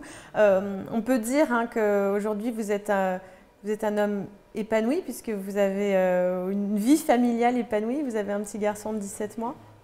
Donc la vie avance et avec optimisme. Oui, c'est ça, tout à fait. Ma vie a pris un tournant en fait quand j'ai rencontré ma compagne. Et c'est vrai qu'à partir de ce moment-là, elle n'a cessé d'évoluer pour moi et pour mon frère aussi, qui lui aussi a rencontré quelqu'un, qui a maintenant acheté sa maison, qui a un travail. Enfin, tout se passe beaucoup mieux. Bon, c'est vrai que le fait d'avoir un enfant et de ne pas avoir de parents, c'est compliqué, surtout dans les circonstances dans lesquelles on a perdu nos parents. Mais c'est vrai qu'on avance et il y a quand même quelque chose qui est derrière nous, qui est notre histoire, mais il y a quand même une grosse partie de la douleur qui a disparu ou qui s'est fortement atténuée. Merci beaucoup Thomas d'avoir apporté votre témoignage. Je vais me tourner maintenant vers Frédéric Van Leven. Vous êtes là, bien sûr que vous êtes là. Alors vous êtes psychiatre depuis quelques années et vous avez écrit un livre, des témoignages comme celui de Thomas. Finalement, vous en connaissez beaucoup parce que ça fait plus de 20 ans que vous vous intéressez à ce sujet de ces enfants oubliés de la psychiatrie. Et ce livre, c'est Grandir avec des parents en souffrance psychique. Qu'est-ce qu'il évoque, ce livre ? Alors, je veux d'abord préciser que c'est un livre qui est écrit à 4 mains. Nous l'avons coécrit avec Cathy Collier, qui est psychologue et thérapeute familiale. Parce qu'en effet, il y a près de 20 ans, nous travaillions toutes les deux dans un service de consultation à Bruxelles, ce qu'on appelle en France des CMPP, des centres médico-psychologiques. Et nous étions toutes les deux préoccupées par cette question des enfants dans la salle d'attente, comme l'a dit Egon. Et de fil en aiguille, donc, Cathy menait une enquête auprès des professionnels bruxellois dans les salles d'urgence, dans les hôpitaux psychiatriques, demandant mais quand vous rencontrez les gens, est-ce que vous demandez s'ils ont des enfants? Une question qui était encore très peu posée à l'époque. Et nous, dans mon centre de consultation, on avait monté 2 groupes pendant une année, un groupe d'enfants, un groupe d'ados, qui avait comme point commun d'avoir un parent en souffrance psychique. Et nos quêtes mutuelles se sont rassemblées et ça fait en effet près de 20 ans que ça dure. Il y a eu les rencontres, il y a eu Egon d'Avreux à Luxembourg qu'on a assez vite rencontré, qui nous a invités à Luxembourg, enfin qui m'a invité à l'époque à Luxembourg. Il y a eu les rencontres avec Marc Boily qui venait de publier Au-delà des troubles mentaux, la vie familiale. Il y a eu par après ma rencontre à Manage avec les habitations protégées, avec Carole et Laure. Et puis c'est Véro Krasbon, comme l'a dit tout à l'heure Hélène, qui a condensé, comme vous avez l'impression qu'elle a rassemblé toutes ces petites rivières qui existaient déjà à gauche et à droite et que ça a permis d'aboutir à la journée d'aujourd'hui. C'est ça que je voulais commencer par dire et je trouve que c'est vraiment un grand moment. Alors, le livre que Cathy et moi, nous avons écrit, c'est parce que justement, après une quinzaine d'années, nous avions rassemblé tellement de témoignages comme ceux d'Alison, de Thomas, qu'on voulait porter cette parole des jeunes et des enfants. Et ce livre est vraiment écrit à partir de leurs témoignages. La première partie, en tout cas vraiment centrée sur les vécus des enfants, qui sont ces vécus dont ils attestent, la solitude, l'isolement, la confusion liée au fait qu'on n'explique rien, que c'est encore des sujets tabous. C'est des sujets qu'on a tellement de mal à expliquer. Il y a le secret médical qui vient compliquer les affaires. Il y a les angoisses qui sont vécues au contact de crises auxquelles les enfants assistent, évidemment, parce qu'un parent arrive à l'hôpital mis en observation. C'est plutôt un livre guide, alors? En tout cas, c'est un livre qui permet de comprendre un peu les différents vécus qui sont très particuliers, qui sont des communs aux enfants qui ont cette expérience-là. Et l'important, c'est de comprendre que ces vécus ne sont pas seulement le fait de ce qu'ils vivent en contact avec un frère, une sœur, un parent qui a des troubles psy, mais c'est ce qu'ils vivent au contact des professionnels. Et ça, c'est la dimension peut-être hyper importante. On a vraiment eu l'impression de découvrir un nouveau continent, comme ça, il y a 18 ans avec Cathy. C'est que c'est le vécu, justement, auprès de professionnels qui ne font pas attention à eux, qui ne cherchent pas à les rencontrer, qui ne cherchent pas à expliquer. C'est un grand malentendu parce que je pense que ça n'est pas de la mauvaise volonté de la part des professionnels, mais plus de nombreux malaises. Et c'est ça qu'on accompagne. À partir du vécu des enfants, on aborde aussi la question du vécu des professionnels, toutes les freins qui sont les leurs, les limites, et l'inventivité des dispositifs qu'on peut créer justement pour essayer de faire face à ça. Alors, moi, je pense que ce qui est important, autant des associations, c'est essentiel, autant il est essentiel aussi que dans les lieux de soins pour adultes, on développe justement des dispositifs qui donnent accès aux familles. Et en particulier, évidemment, moi, mon intérêt principal, c'est celui des enfants. Comment est-ce que les lieux qui soignent les adultes peuvent donner une place aux enfants? Et ça commence par des espaces où les accueillir, où ils peuvent que vous avez créé d'ailleurs dans les hôpitaux. Oui, voilà. Alors, voilà, ce sont des dispositifs qui existaient, comment dire, à un tout petit degré. Maintenant, je pense qu'il y a au moins une douzaine d'hôpitaux en communauté Wallonie-Bruxelles qui en fédération. C'est grâce à vous? Non, c'est pas grâce à moi. Il en existait précédemment. Il en existait 2 avant que nous commencions. Mais je dirais que voilà, c'est un peu comme les forces se rassemblent et puis voilà, à force de créer des projets, mais finalement, ils font des petits. Donc, en effet, je pense que notre projet ici à Manage a fait quand même pas mal de petits depuis lors. Mais ce qui est important, c'est de se dire que voilà, c'est un début. Déjà, créer un lieu d'accueil où les enfants puissent venir rendre visite à un parent, un grand-parent, un frère, une sœur hospitalisés, dans une ambiance accueillante, conviviale, où ils sont accueillis vraiment comme des proches. Ils sont accueillis, et je trouve que Héro, elle insiste beaucoup là-dessus. Ce sont des proches, ce ne sont pas forcément des pères aidants et ce ne sont surtout pas des enfants qui vont avoir des problèmes plus tard, qu'il faudrait éventuellement dépister. Non, ce sont des proches qui méritent vraiment l'accueil. Et à partir du moment où ils sont accueillis, alors on peut développer d'autres approches, notamment tout le soutien à la parentalité pour les parents, les groupes multifamilles qui sont des groupes qu'on a mis en place, qui rassemblent des familles, des enfants à partir de 14 ans et des professionnels. Et c'est aussi toutes les consultations familiales centrées sur les demandes des enfants, donc où la question est vraiment de donner une place aux enfants et où ils puissent demander tout ce qu'ils voudraient demander sans oser le demander. Donc ça concerne voilà, de quoi souffre mon parent, quand est-ce qu'il rentrera à la maison, est-ce que ça peut recommencer, qu'est-ce qu'on peut faire si ça recommence à la maison, quelles sont les limites que je peux mettre, quelles sont, à qui est-ce que je peux faire appel moi éventuellement si c'est difficile. Toutes ces questions-là sont des questions qu'il faut pouvoir donner aux enfants l'occasion de poser et chercher des solutions avec eux. Et justement, Jeff Psy, qu'est-ce que vous en pensez de cette plateforme? Mais alors, comme je disais, je pense que c'est vraiment l'aboutissement. C'est un grand moment aujourd'hui. Je remercie l'œuvre Falleret, Hélène et voilà, et tous les collègues d'aboutir à quelque chose d'aussi important. Voilà, enfin, je pense que Thomas le dit suffisamment. On a beau essayer d'avancer, je pense que l'immense majorité des enfants qui sont confrontés à cette situation-là restent seuls et que justement créer un lieu comme GFC, parce que c'est vraiment un lieu, même s'il est virtuel, il y a des personnes derrière, donc c'est un lieu de rassemblement, mais ça permet justement de créer déjà, sortir de ce moment de solitude, commencer à chercher des réponses et à référencer justement, à les adresser aussi à des personnes qui peuvent les accompagner. Donc c'est vraiment un lieu qui fait lien, quoi. Et vous avez accepté de faire partie des experts de Jeff Psy. Quel est le rôle qu'on vous a confié en tant qu'expert ici? Alors, je ne sais pas encore, c'est ça qui est passionnant, mais quand on a animé les groupes avec les enfants et les ados, donc il y a 18 ans, au service de santé mentale et Méridien, je ne savais pas à l'époque que ça allait mener justement à la création, par exemple, d'autant d'espaces enfants dans les hôpitaux. Et c'est uniquement en écoutant, en prenant le temps, ça prend du temps d'écouter les besoins des jeunes que l'idée est venue sur ce dispositif essentiel et de les renforcer. Eh bien, je pense qu'au niveau de l'œuvre Falleret, ça va être la même chose.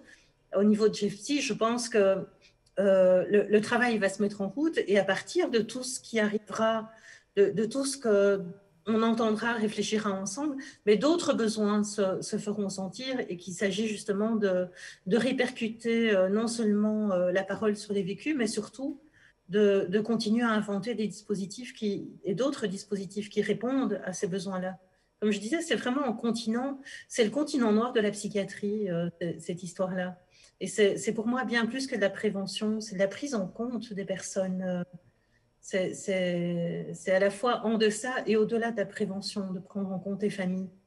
Bon, vous n'avez pas répondu à mes questions, mais vous serez experte quand même dans Jeff Psy et on verra bien donc on verra bien voilà à quel degré viendra s'intégrer votre expertise. Merci infiniment d'être venu partager donc ce moment, ce grand moment comme vous le disiez avec nous. Merci infiniment Frédéric Van Leven. J'allais dire ne quittez pas hein, parce qu'on va se revoir quand même dans un instant. Alors on ne va pas avoir le temps de répondre à toutes les questions ni aux questions parce qu'il y en a quand même beaucoup, on m'en a communiqué beaucoup. On répondra dans un second temps parce que là, ça fait presque 2 heures qu'on est ensemble. Donc, on prendra le temps de répondre à toutes ces questions. On avait par exemple, est-ce que des jeunes ont participé à la construction de Jeff Psy ou encore, ma mère a des troubles mais elle ne veut pas se faire soigner. Voilà, il y a plein de questions comme ça qui sont arrivées parmi vous, parmi les internautes qui sont en train de nous regarder. Donc, ne vous inquiétez pas, on y répondra tranquillement après cette émission. Je vais donc me rester là, Egon. Il n'y a pas de souci. Hein. Je vais inviter Sandrine Broutin à venir me rejoindre pour faire ce petit mot de conclusion d'émission et de remerciement peut-être. Je vous en prie, venez avec nous, Sandrine. Venez vous installer. Alors, qu'est-ce que vous en avez pensé de cette émission ?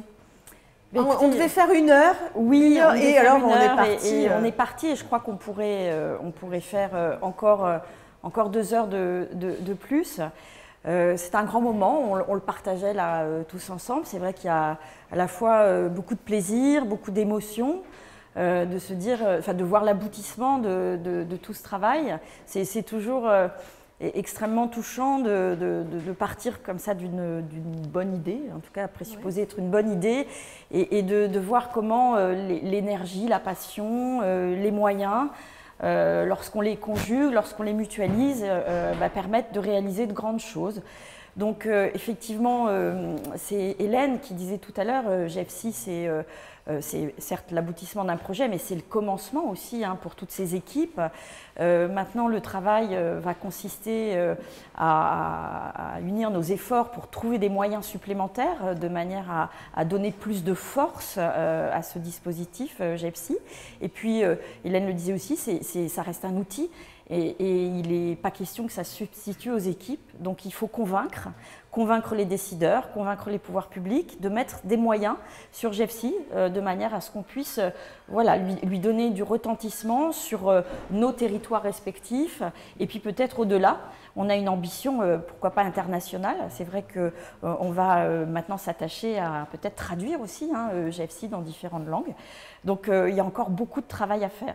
Mais en tout cas, ça a été un immense plaisir ce matin de pouvoir rencontrer, alors pour certains physiquement, d'autres virtuellement, mais encore un grand merci à tous d'avoir répondu à l'invitation, d'avoir mobilisé du temps. On sait que c'est une période qui est extrêmement chargée, où on a l'impression qu'après un temps mort, temps de latence d'un an presque et demi, on piaffe tous et on regorge d'énergie pour organiser des tas de choses. Donc je sais combien c'est difficile de mobiliser 2 heures dans un agenda.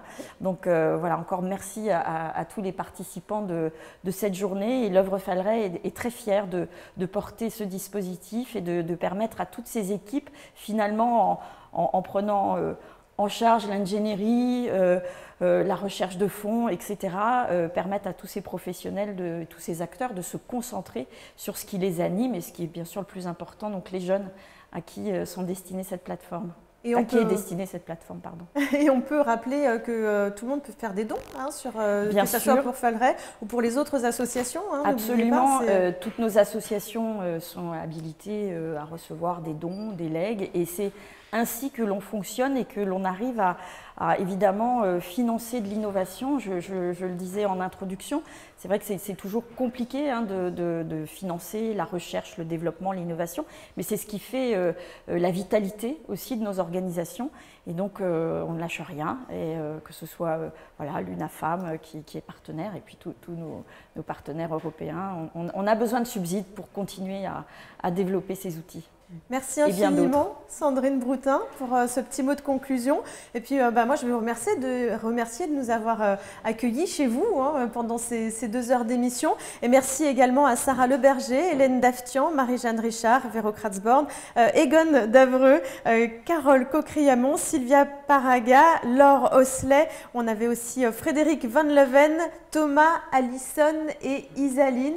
Et merci à l'équipe d'OS Concept pour la réalisation de cette émission. On se donne rendez-vous très bientôt dans BDMT TV. Ça, c'est un autre projet hein, dont on parlera bientôt, une télé dédiée à la santé mentale. À bientôt.